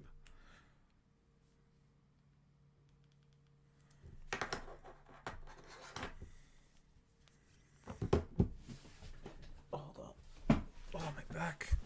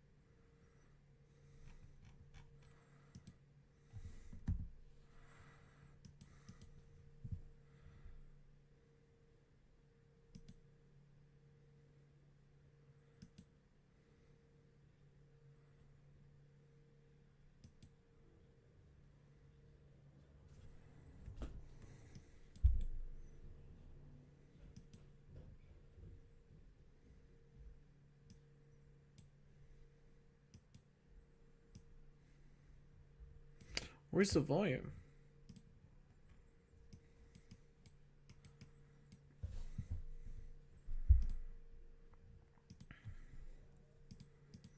Guys, from here on, I'm just going to be analyzing some stocks for myself. If you want to watch, feel free. I'll give some commentary here and there. But it's not going to be anything special. And happy Thanksgiving to everybody. Tomorrow's going to be happy.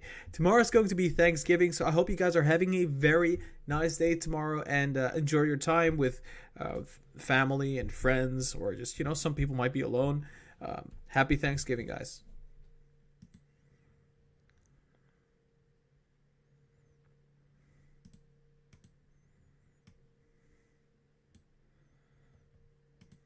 Hey guys. That's the Palantir video.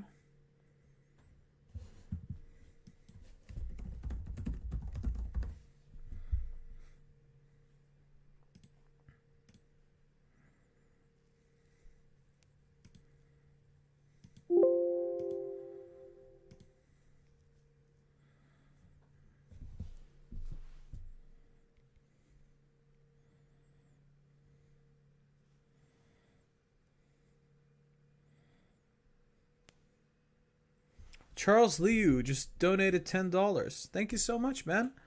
Happy Thanksgiving, everybody. I'll be analyzing some stocks, guys. This is not specifically gonna be like correlated to like whatever I do usually. I'm just gonna be, I guess this is gonna be my own fun time. You can watch if you want. Let's just analyze Apple a bit. I really wonder what's happening next for Apple.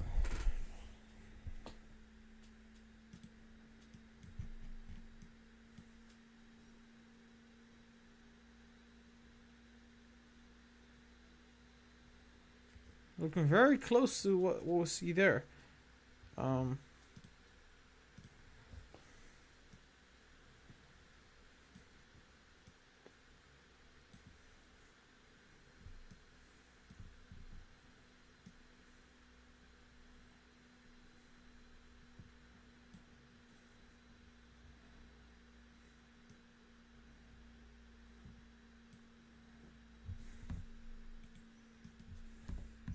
I think Apple's gonna surge so much to the upside very soon.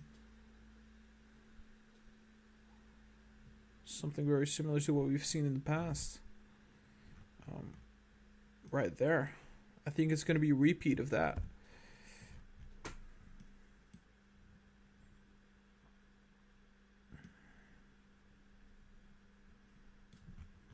Maybe go all the way to $160. That would be insane, guys. I mean, it could happen, definitely. And come back down again. $220. And then just go sideways. Possibly. But let's be realistic, right? Let's be realistic.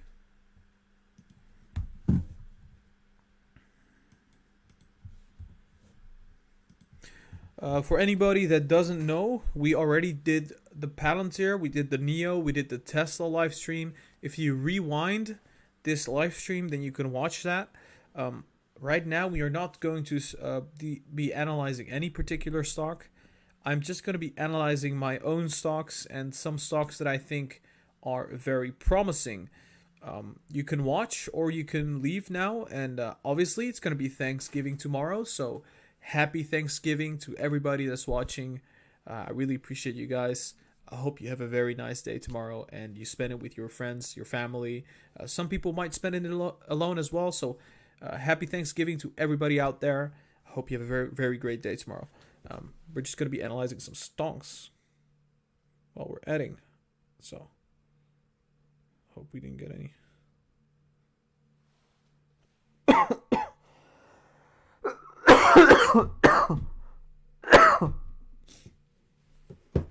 Okay, so what's the probability that we're gonna go up like 20? Okay, so how much did we go up?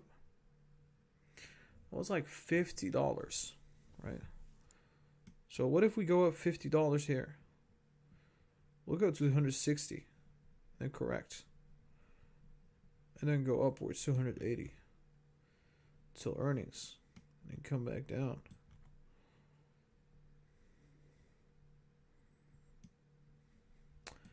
Oh man, is this even possible though? I wonder. I don't know, but I will be holding a lot of Apple shares. I do think Apple's going to go up severely. The main reason is we have a trend line, right? We can even draw it all the way to this point. It's a couple months. It's like May until now. And generally speaking, when we get close to that trend line, we bounce severely. So we bounce to the upside. We'll take out the all-time high, go all the way up to the 150. Probably correct then.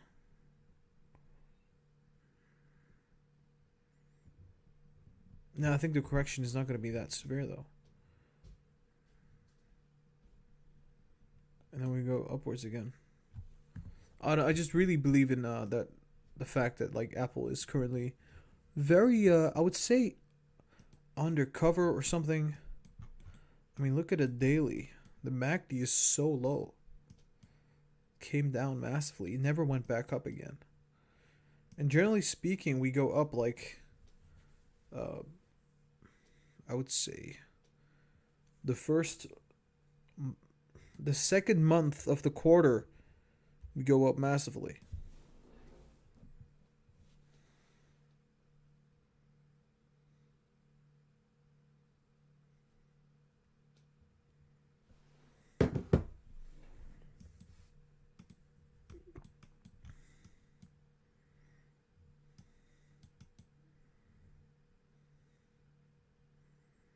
RSI was even higher when we went up $50.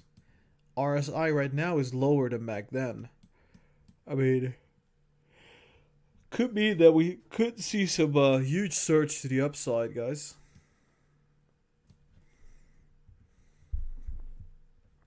I'm very bullish in Apple stock.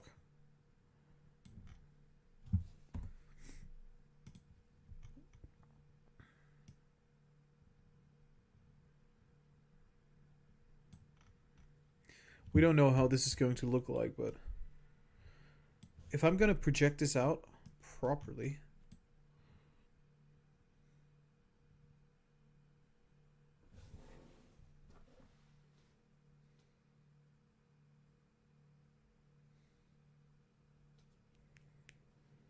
hold on.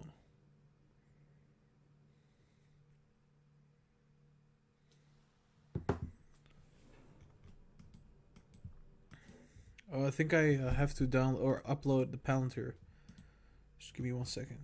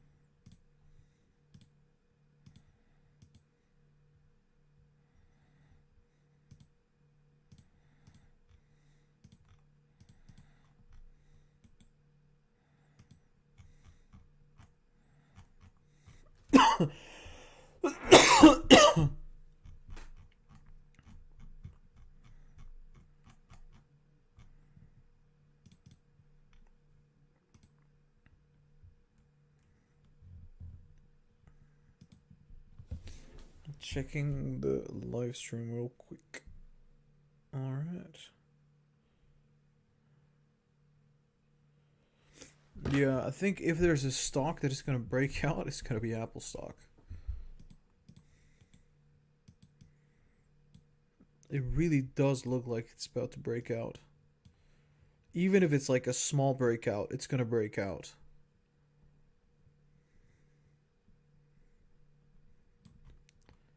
I wouldn't be surprised if something like that would happen.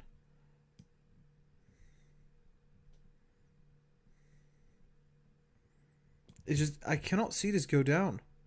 I just can't. Unless the market crashes or something. I can't see this go down like that. What is going to make it go down? They're selling huge amounts of iPhones. Earnings is going to be awesome. You would think this is going to go up massively. Just like that.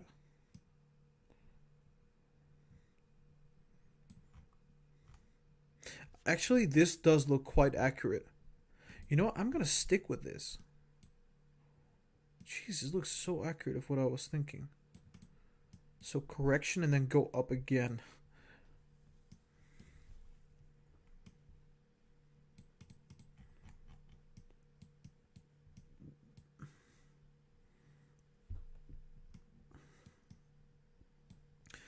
If this happens, that would be so crazy. That's like, I think Apple would go to a market cap of approximately 3 point something trillion. I mean, where does all this capital even come from at some point, right? Like, but if you zoom out a bit, it looks like nothing.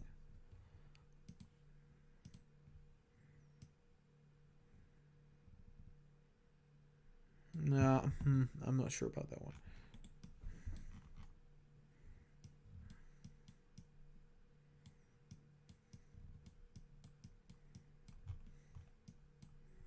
I'm gonna stick with this. Maybe this correction won't be that big, but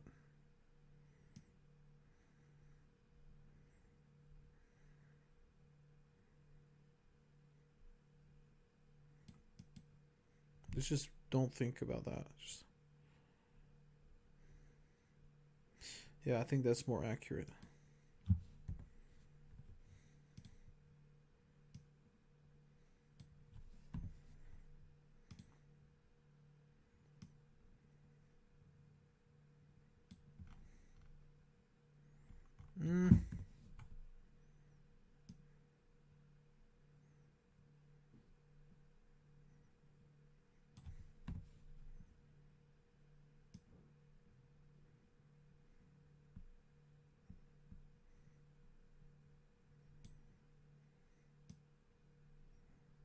Potential market crash?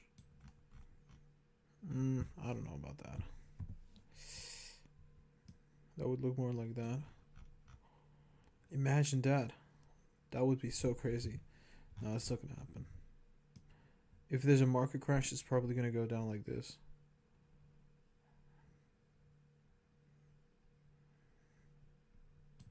That would be like the support. The $50. Which would be like, how much? Like in case of a market crash, right? Would be so crazy though. Nah. It wouldn't go down like this.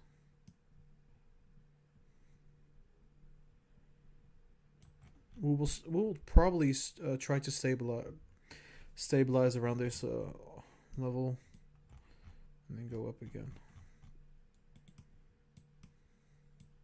We did the same thing right here after we had a run up to that spot.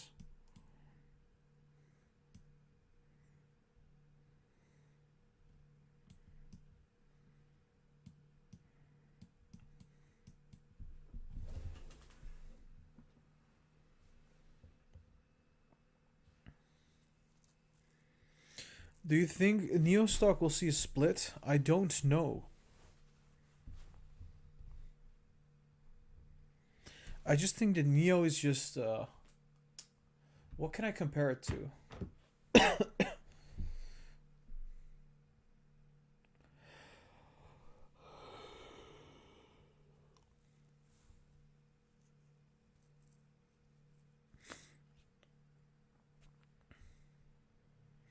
I just think it's very overvalued.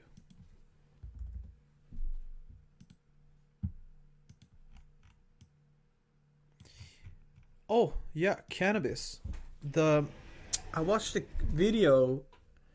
Meet Kevin made a video. He compared the EV bubble to the cannabis bubble. I think it's yeah. Yeah, that makes sense. Yeah, okay, so yeah, back when like the weed stocks were like super hip, you know? They went up massively. See that?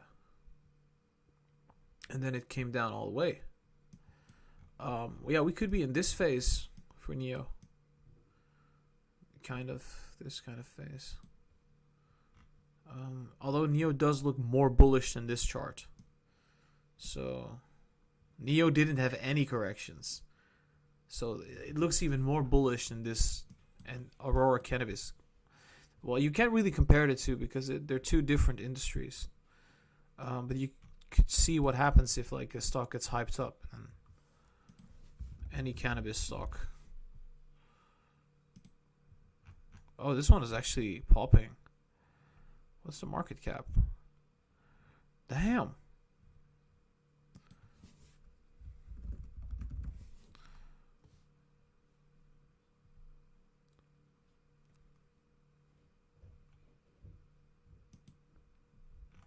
Yeah, this is wow. Yeah, this hype. Oh my gosh, look at that. That looks a lot more like NIO though. This stock comes down, goes back up again, comes down all the way.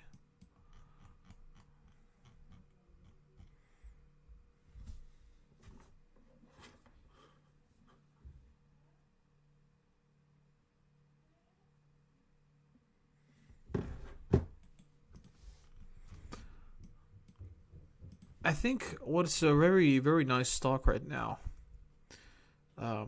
Airbnb. They don't have it though. I want to check Corsair Gaming. They're in a bubble. It just popped. And yeah.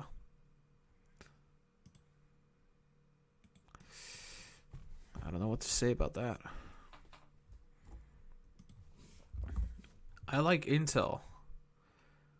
I've put Intel on the list of buys on the Patreon. Yeah, it's really nice.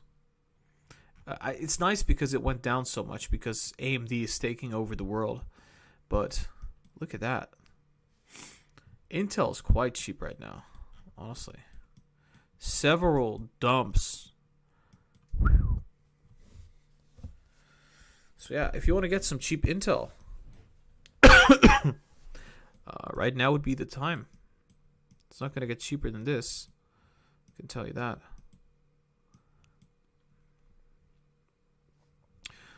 Okay, airlines, AAL. There you go. Going up quite nicely. Wait, what?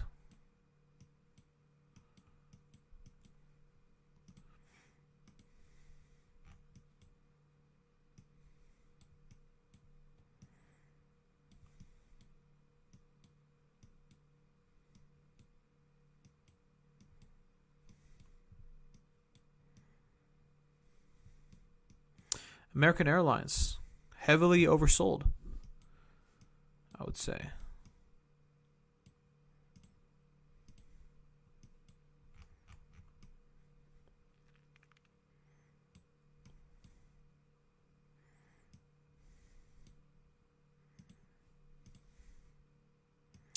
Wow.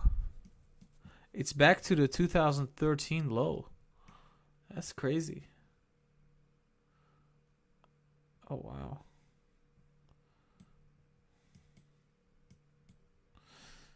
Crazy stuff. I think AAL is looking really good. If you think the vaccine is going to fix COVID, then AAL is your stock. Carnival.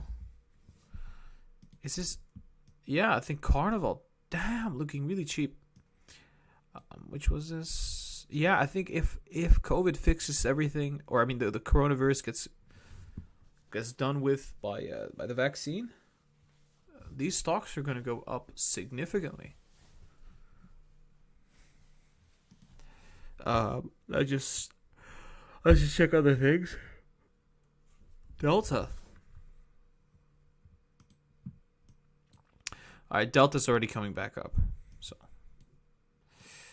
I would yeah, I mean it does still have some room left, so I would say honestly I think you would be better off with like American Airlines if it actually has solid fundamentals. I would say what is a stock What is a stock that nobody knows about but is about to pop to the upside? Microvision. I'm going to be analyzing this stock.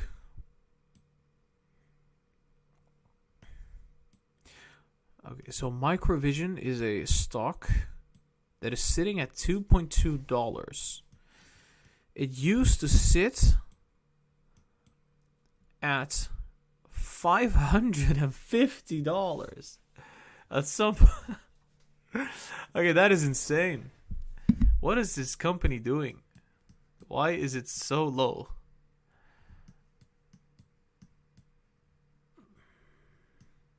It's almost a penny stock. I mean, looks like it's gonna become a penny stock if it keeps going that way. Wow, it became a penny stock for some period of time. Then had a huge upturn. So I want to check out Microvision, see what they're doing.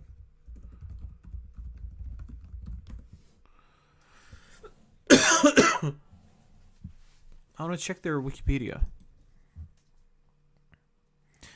Is a U.S. company that develops laser scanning technology for projection, 3D sensing, and image capture. Microvision's display technology uses microelectrical mechanical. Okay, so there's new technologies that we don't use yet. That's great. But what was the market cap?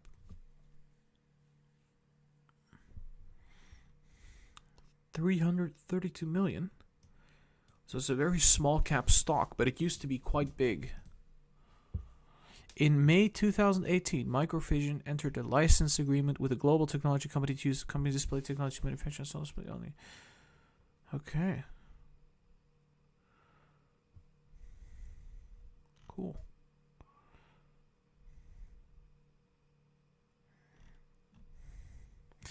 But do they have any like future prospects? Why did the big cap companies not buy Microvision? I mean, laser technology is quite interesting, right? So let's go to their website.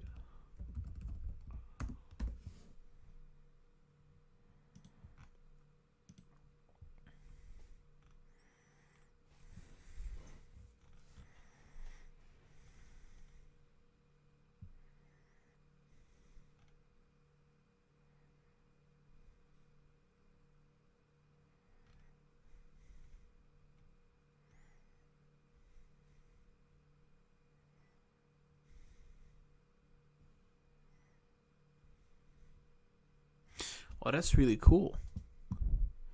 That is really cool. If they can actually create stuff that like projects images like really good, like really good. Right now we don't really have that, like the accuracy.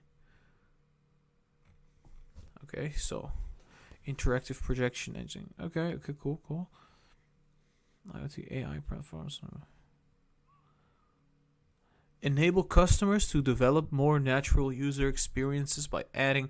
That is next level, guys. See, this is why I am excited about Microvision. Do you see that? Nothing has that. There is not a single company out there making this kind of technology, and Microvision is. Microvision right now is sitting at a $332 million capitalization. And the thing is, this surge happened for a reason. They have good technology. Obviously, the question is, does this even work, right? So they have an always in focus display and the flexible 3D sensing technology adapt to the environment. I think I'm going to cover this stock. This is quite nice. If this is truly what they can do, projecting an image on your table, using it as a touch screen, I am heavily going to cover this stock. Even Apple doesn't have this yet. Like Apple, Samsung. But this small cap stock, Microvision, does. Crazy stuff. Compact cognitive LiDAR for smart home applications. I really believe that this will get bought out by Google or Apple or something along those lines. Can I buy this stock on my app? Let me just check.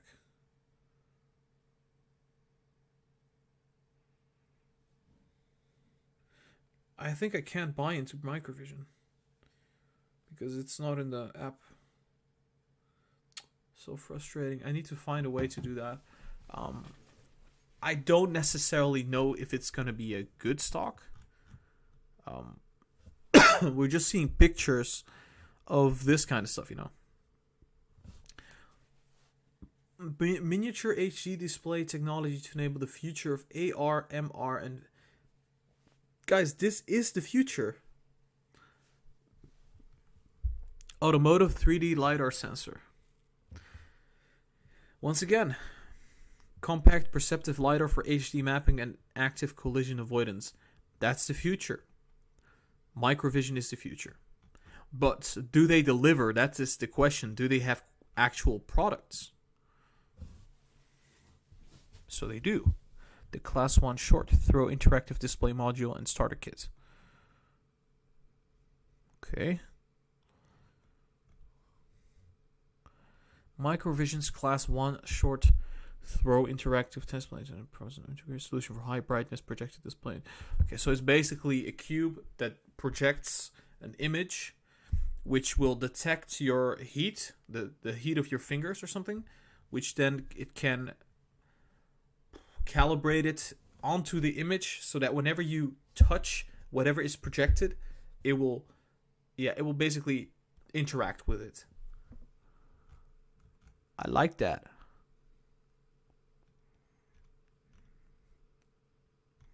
Very detailed. It doesn't look like it's fake. So this is no Nikola or something. This is actually legit.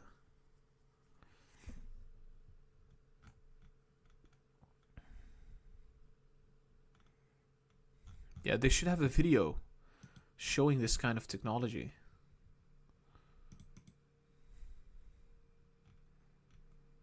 What is this? Microvision short throw interactive display engine provides an integrated solution for projected display and interactive. Okay. Well, what is this supposed to mean, though? That's whatever.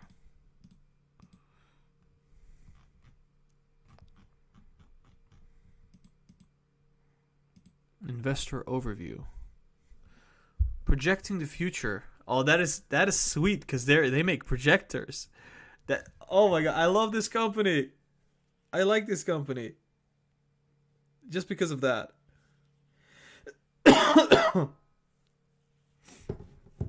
Projecting the future. Over 20 years of display and sensing technology leadership.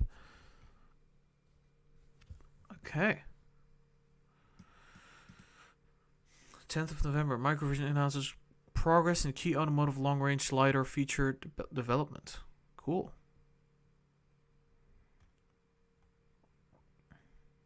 It's in the NASDAQ.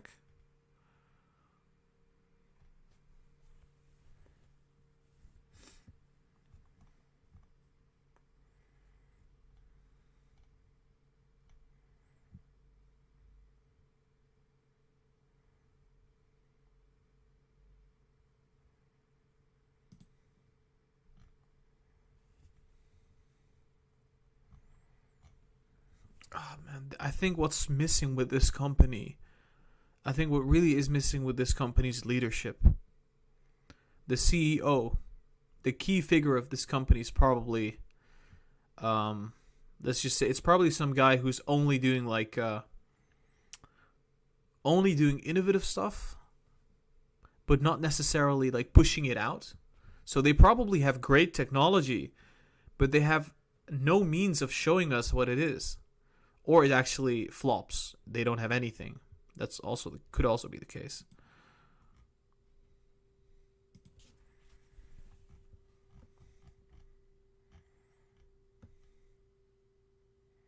That's cool. That is really cool.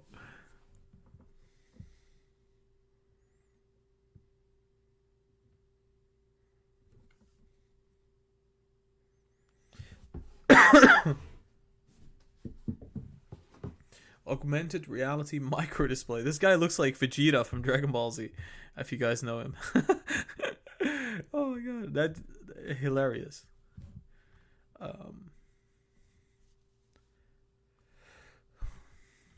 Automotive LiDAR. Wow, that's insane.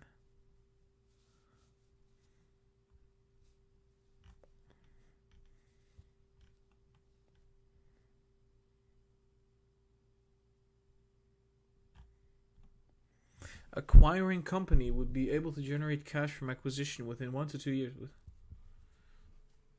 This is a, I don't know. This is a low quality presentation. Well, they have come a long way though since 2000.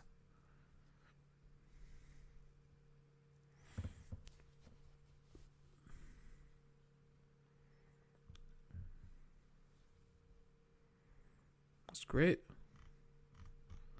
They're doing great. I think they'll be bought out by a big company, and the share price is gonna go up like several hundreds of percentage points. That's what I think will happen to Microvision. At some point, right? Not right now though. Artificial intelligence discussion. Sumit Sharma. Sumit Sharma. Who said it? I have heard that name before.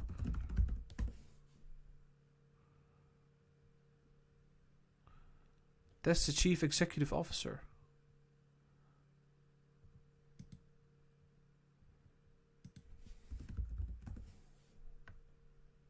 So that's him. Cool. Good to know. At least we think it's him. It could be any of these. But let's just go back. Where were we?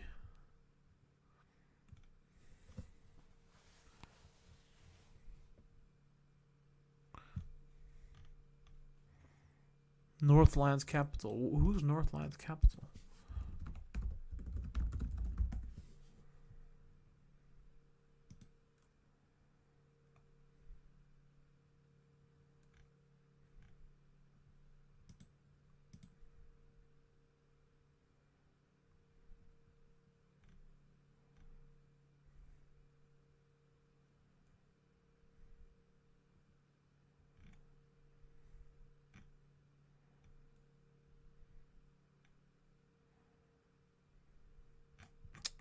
It's a lot of talking.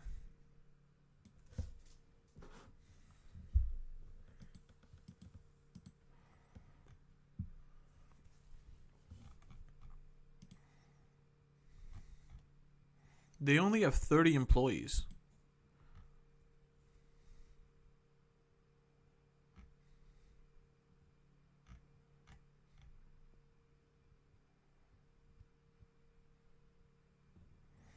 Let's see how they okay, so they do have some people needed. Design. There's no salary. Let's just go back.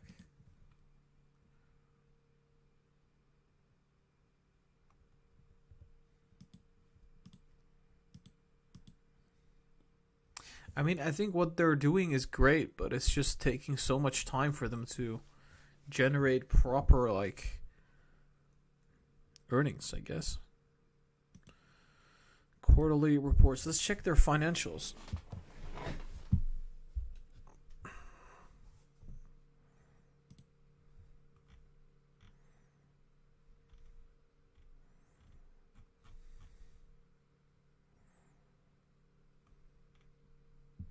The revenue was 600,000.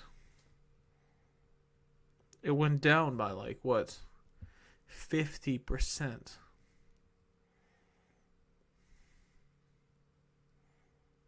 So, and they lost 2.8 million. But they lost less money than last year, so Microvision is focused on pursuing a strategic transaction at the right value. Yeah, cool. They have barely any revenue. They should spend money on marketing. Let's just say that.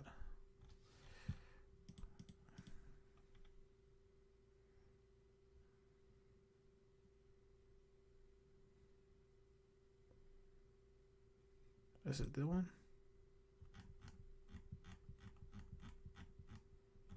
This is the transcript.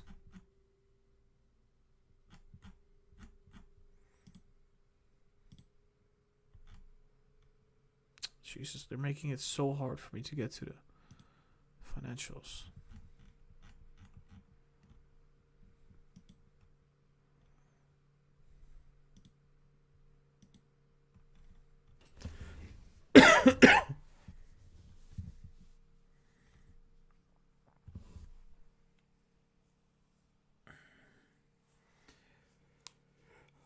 They have nothing.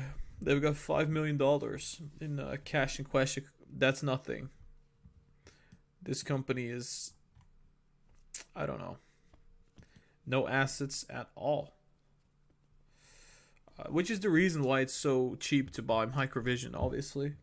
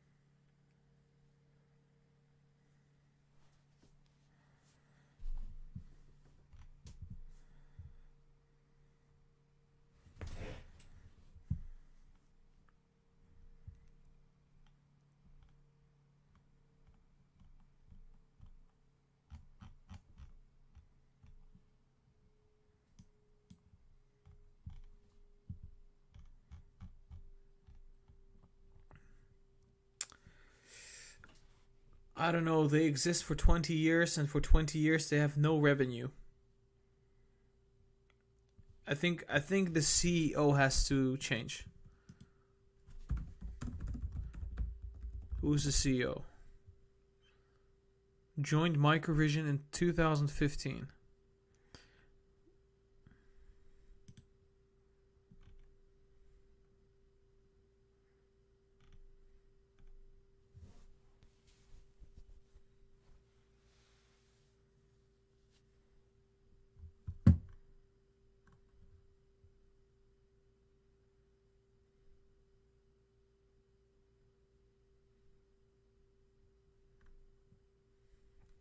Yeah, okay, they do have a good CEO, but it's just, I think this guy is like, he's the guy that would engineer, right?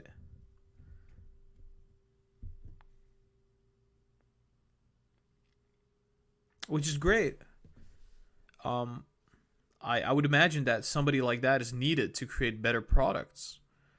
But at some point, you're gonna need a CEO that can push those products to the people, to public. But I think what's happened is with Microvision right now, it's currently in hibernation mode. This current CEO is the type of CEO, in my opinion, from what I can read, he will create better products, more useful products, high tech, next level products. However, he's going to have a tough time pushing those out because he does not have a background in marketing. Like, for example, this is going to be a bit weird, but like Steve Jobs, who is a marketing kind of CEO, he just pushes products out to everybody, even if it's terrible. He just throws it at you. Mostly good products, though. I would think that, yes, I think it's great that they have him as CEO, but they need somebody else. They need somebody, when they have products, they need somebody who could, a charismatic leader who can like push the products out there. No offense, but he doesn't look very charismatic to me. Just by his profile picture, and what I can read from him. Engineering, nothing special, right? In terms of like charisma and whatever. And obviously, it's just this is the company page. But if I look him up on YouTube.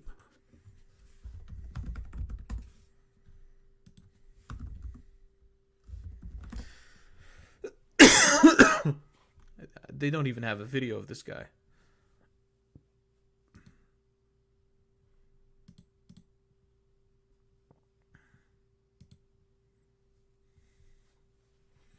So why is Sharma appointed the new CEO?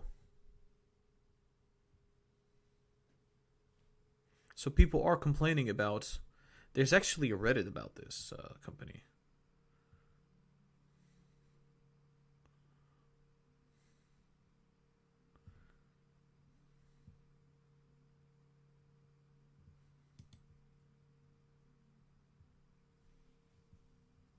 Let me check the Reddits.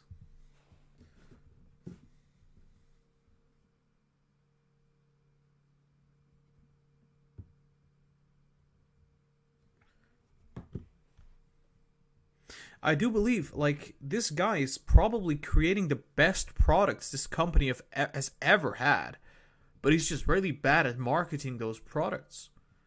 I mean, we just saw like the presentations. They're creating next level products. You know, they're gonna project the screen.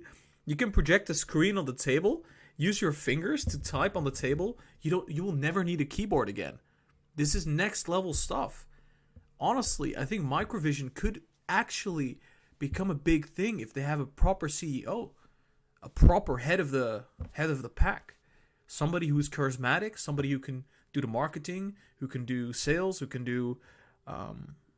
You need a really slick guy for that job at this point in the company's history to properly propagate the company's products.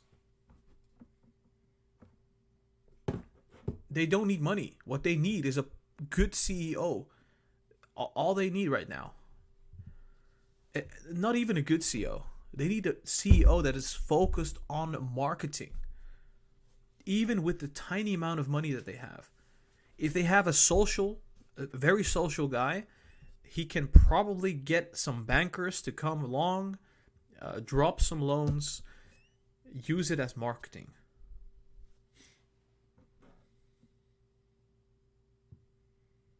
Imagine that. I just go to Microvision. I'm like, hey, my name is Lucid Trading, and I want to be your next CEO. We're going to be marketing. We're going to be advertising your products to the. No, that would be like horrible. It's like we're going to brand this the Lucid Trading projector with the Lucid. It's going to be the Lucid projector, right? It's going to project the screen on the table. Are you going to be able to type on it? Yeah, this live stream is just, guys, honestly, we're just going to be covering whatever, right? We're not necessarily going to cover anything in specific. We're just trying to experiment, trying to find stocks that might be very valuable in the future.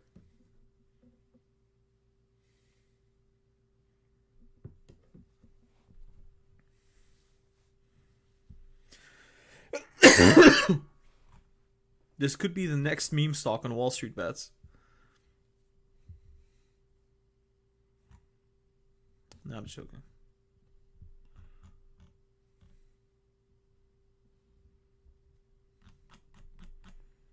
This subreddit is quite active.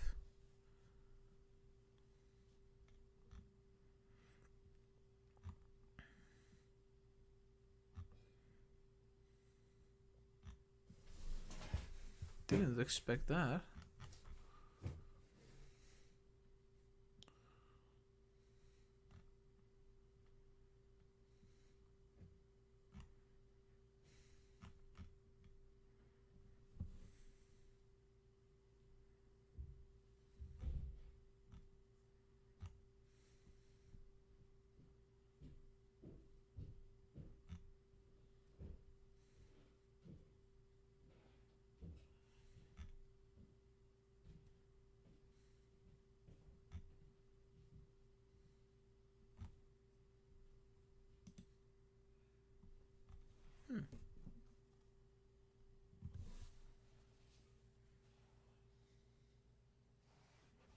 Well, I guess.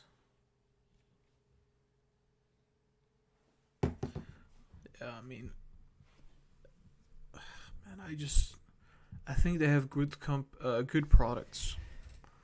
They just need a good CEO. Like, I think he was the right CEO for a couple years, but now they need another kind of CEO. So, not an engineer, I can tell you that.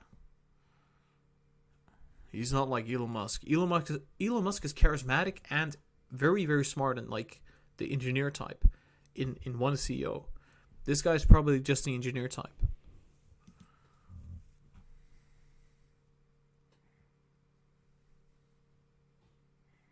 Who was the CEO before this guy?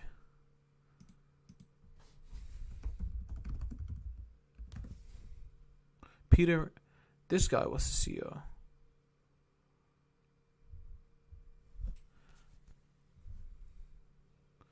Perry Mulligan. Oh, pretty.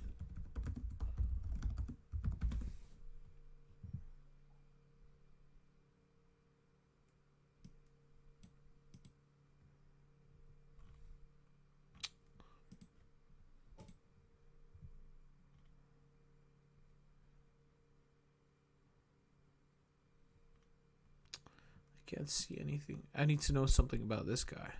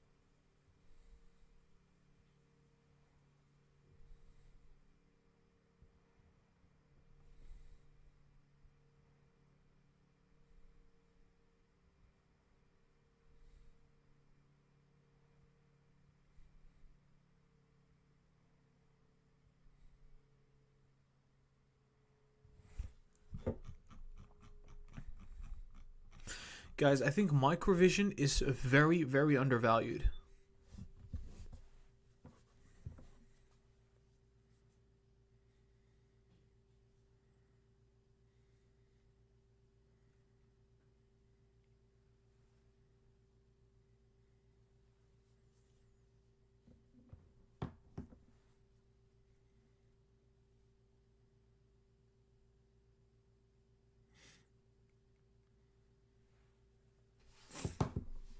I think, yeah, Microvision is just super undervalued. My bet is that Microvision is at some point going to be going 10x. Maybe 100x at some point.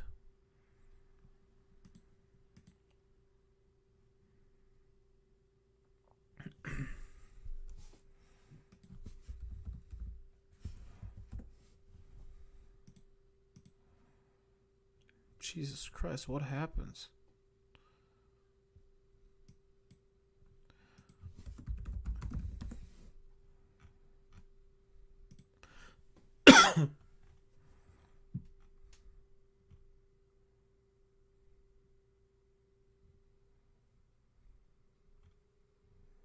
So the market cap has stayed the same throughout history. $400 million. But we had stock splits. That's why right now it's at $2.2, but it used to be at like, what is it?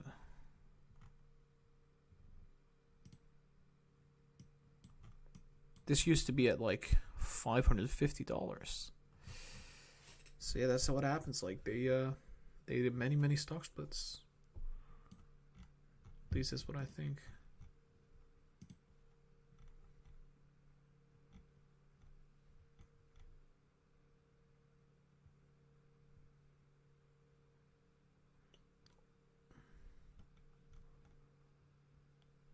Wait.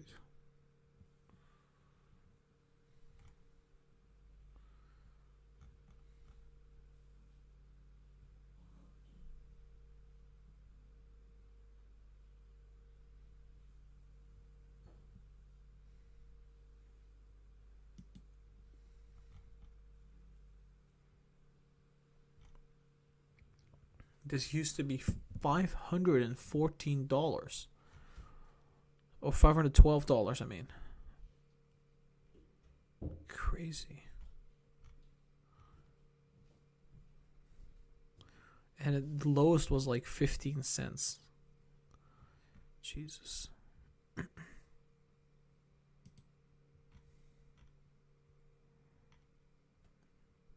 Every now and then they make some profit. I mean, that's nice.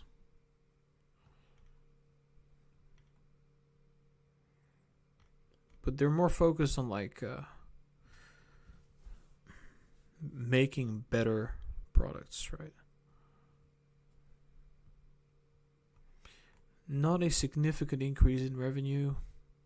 No progress at all.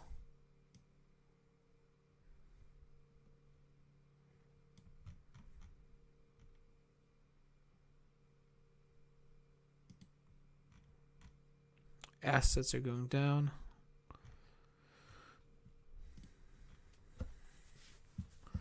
Yeah, I do think they're undervalued though, if they have the right technology. So, if you can get hands-on experience with like their technology,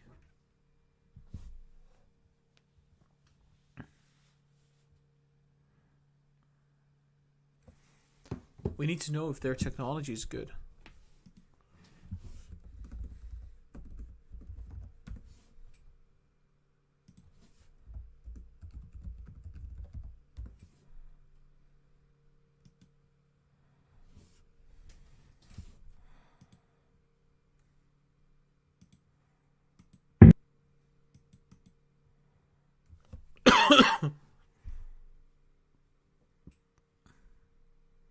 So this car is okay. It's not driving on its own, but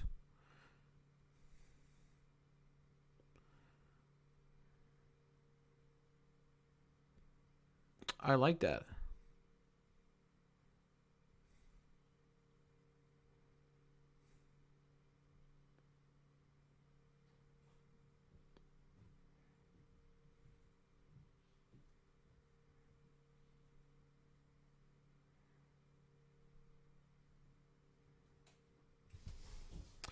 Yeah, this stock is definitely undervalued.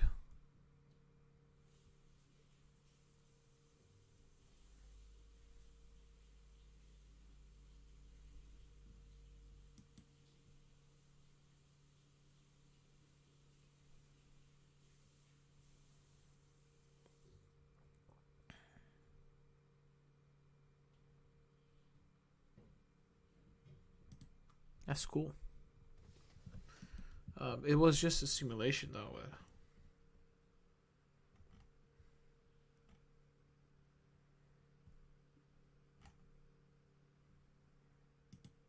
I want to see this.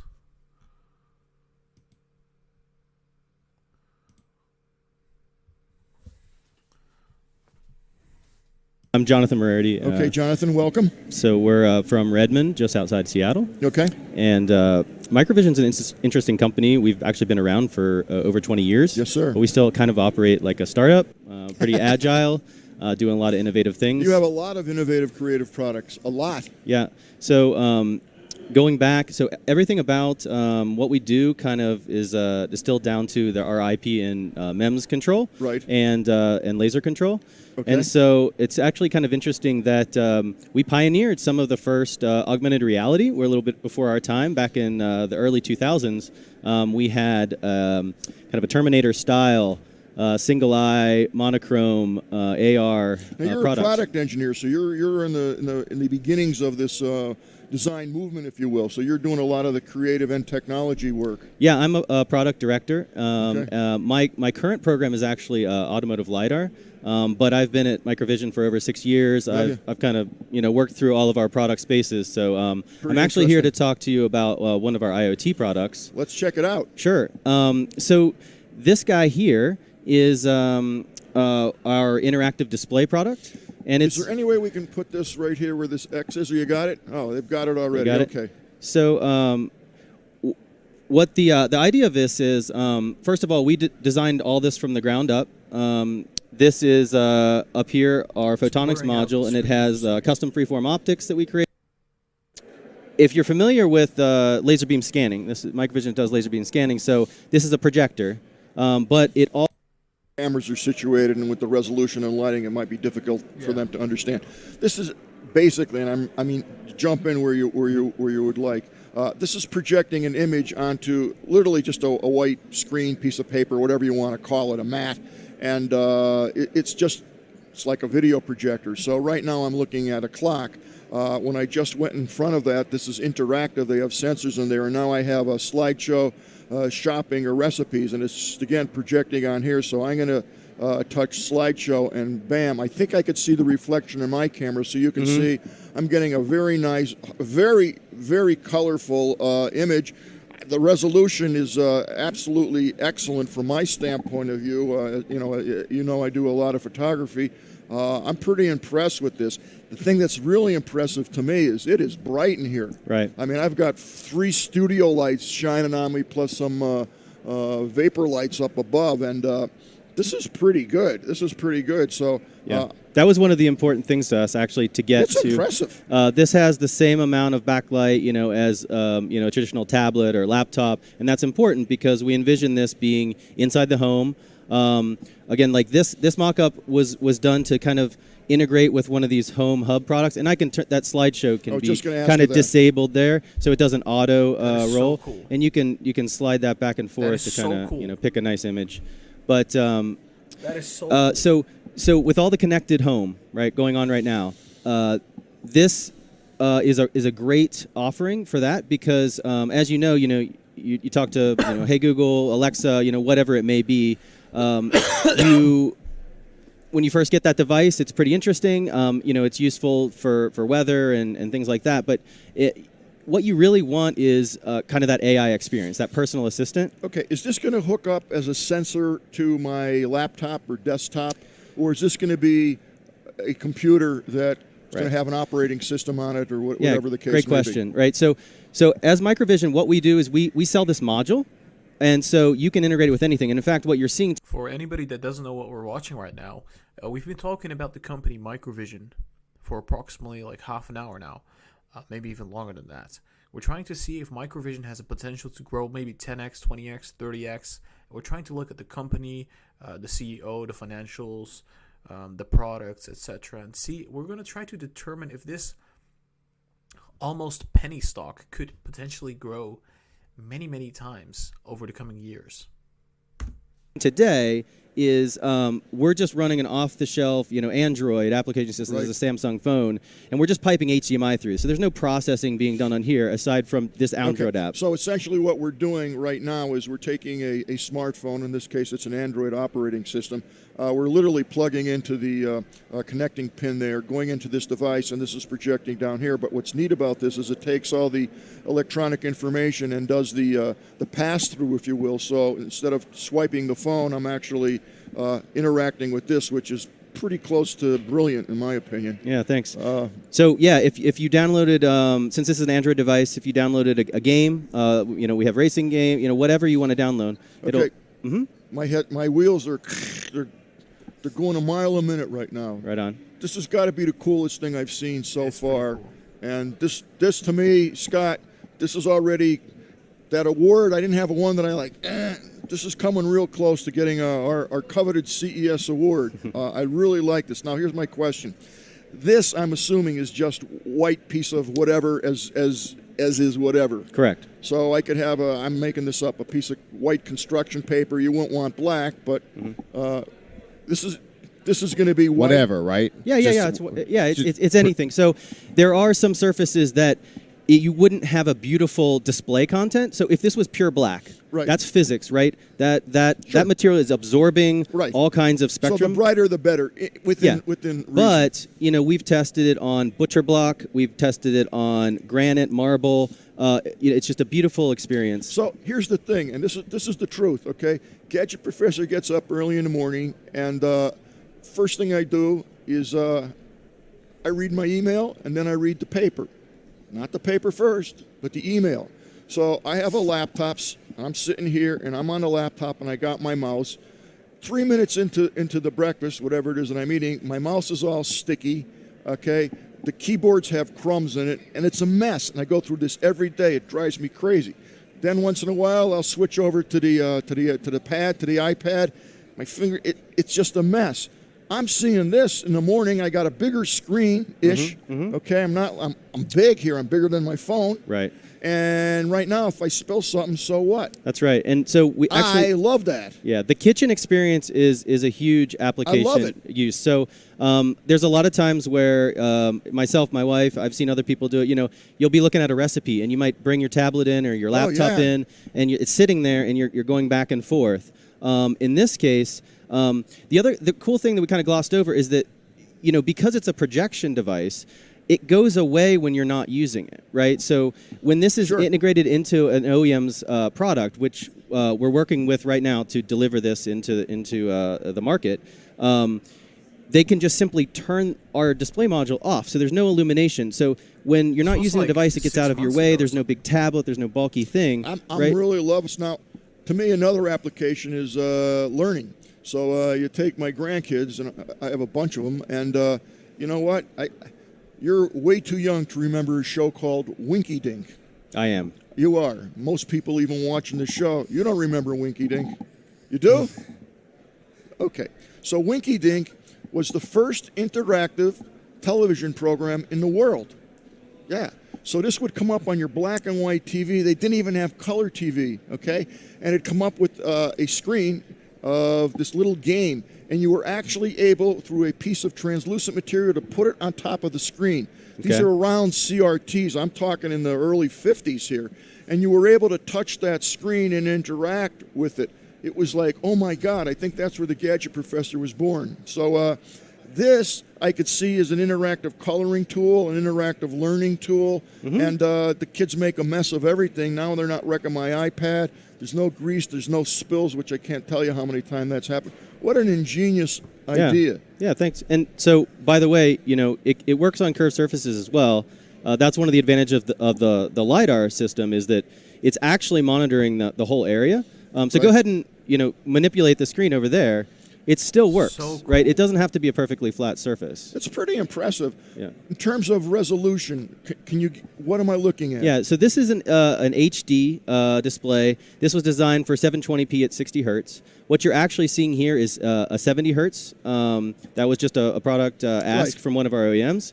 But so it's actually 640 by 1280. Okay, so now if I wanted to increase the size of this, either I'm going to lift the projector up or push this down, or there's some functionality that will spray. Right. So this could certainly be some sort of a mobile product, although typically we think of it as being customized, during the product design cycle. But the nice thing about laser technologies in general is that they're always in focus, right? So yes, to your point, you can pick this up, and it just gets this is really bigger and bigger, folks. So we probably don't want to go into a lot of detail. There's a subtlety here. This is a 3R product, which is perfectly safe to distribute. We are actually, though, making a Class 1 product. Right. And the advantage of the Class 1 product is simply that there's an analogy that, this device is like your typical sedan. It's got your airbags and your passenger side airbags. Perfectly safe, right? But if you're the kind of person that wants a 360-degree, enveloping inside of a pillow of safety, we have a Class 1 product for that. And there's a super important thing about that. It unlocks us to be able to put higher power lasers in here. It always remains Class 1 safe. And now what you he's can referring to, because they don't know what Class 1 is, you got to be careful looking directly into lasers and things like that. Sure, it's like the sun, right? So a Class 3R product is similar to staring into the sun. It's not something you want to do, but it's also not something that you have to shield your infant or anything from. A human naturally knows when they look at a bright light source, they have a blink reflex and they look away. Really, shitty. That's the 3R product. It's perfectly safe, but with a Class 1 product, for whatever reason, if you wanted to stare into it indefinitely, you're never going to do any harm. And like I said, you can put higher and higher powered lasers, create bigger and bigger screens that are brighter and brighter. Now, where do you see this product? I gave you a couple examples of what I'm seeing. I haven't even started processing what. I mean, can you imagine spreadsheets and things? You could do that. God. Yeah. I mean, you can be here with that and have your monitor. I would like one here in the control room. We've heard that. We've to heard be able to- DJs yeah. for mixers and things like that. Video editing. Oh Absolutely. my God. The Video ability is so cool. for me to essentially travel to a show like this with that instead of computer monitors, be able to put it down and then have it be touch. Here's your monitor. Yeah, that's crazy. Yeah. I also want, That's you were so talking huge. about the refresh. That's enough. I think the technology, they have great products. Honestly, they have great products. Like I said, their leadership is just, it's good. This guy, engineering guy, creates really good products. It's just they need to market this stuff. They need a marketing CEO. They need somebody that can push out the product out there so people can buy it. And they're not doing that. I think that is the biggest problem with this stock. Honestly, they are heavily undervalued. They could be worth billions for the technology that they own. I think they're right now in a hibernation period. If they get the right CEO, if they start marketing properly, this stock is going to go up massively. This is going to go up all the way. I'm not joking. This is going to go up 10x, 20x, 30x, etc. It will most likely reach big valuations. But it's going to take a long time.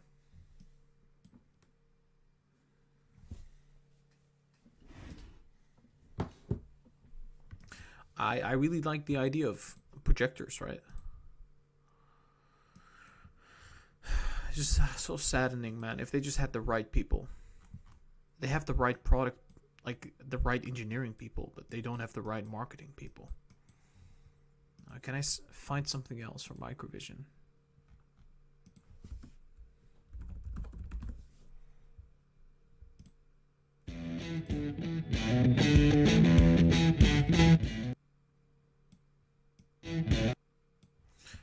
Oh my god, that is insane! I love this.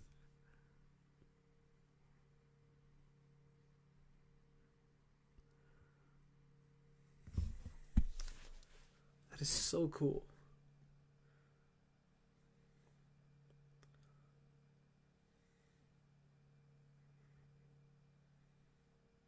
Come on, guys. This is so cool.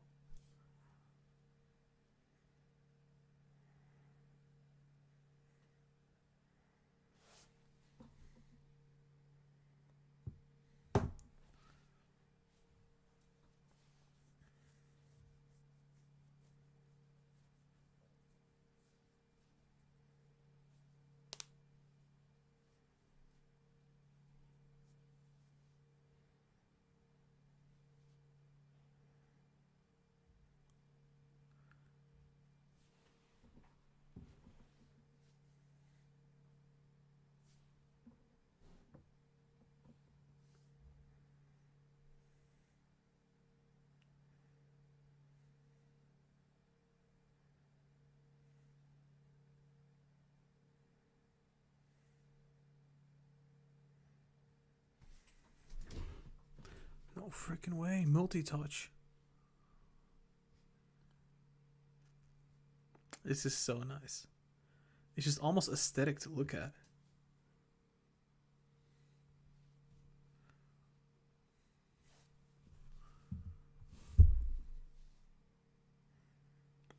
Dang, I'm getting hungry.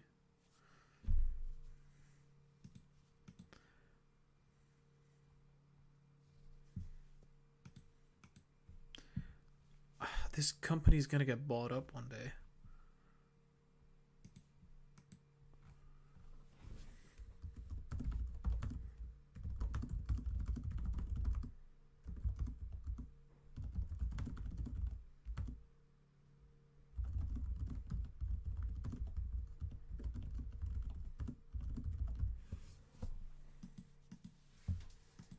Just left the comments.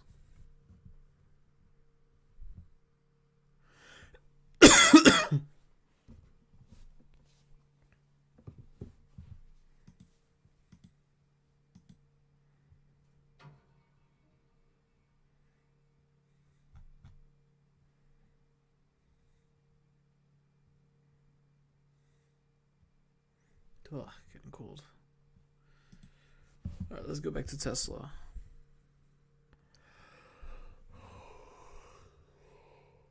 Oh, guys, I'm getting really sleepy over here. It got 30 employees.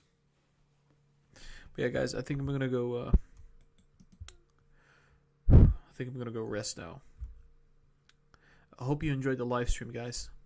And if you did, make sure you hit the thumbs up and subscribe. So tired. I'll be going now, man. It's been a nice live stream. I hope you guys have a very nice Thanksgiving. So happy Thanksgiving, and yeah, I'll be seeing you guys soon. Lucid Trading out. Have a nice Thanksgiving, and probably see you tomorrow.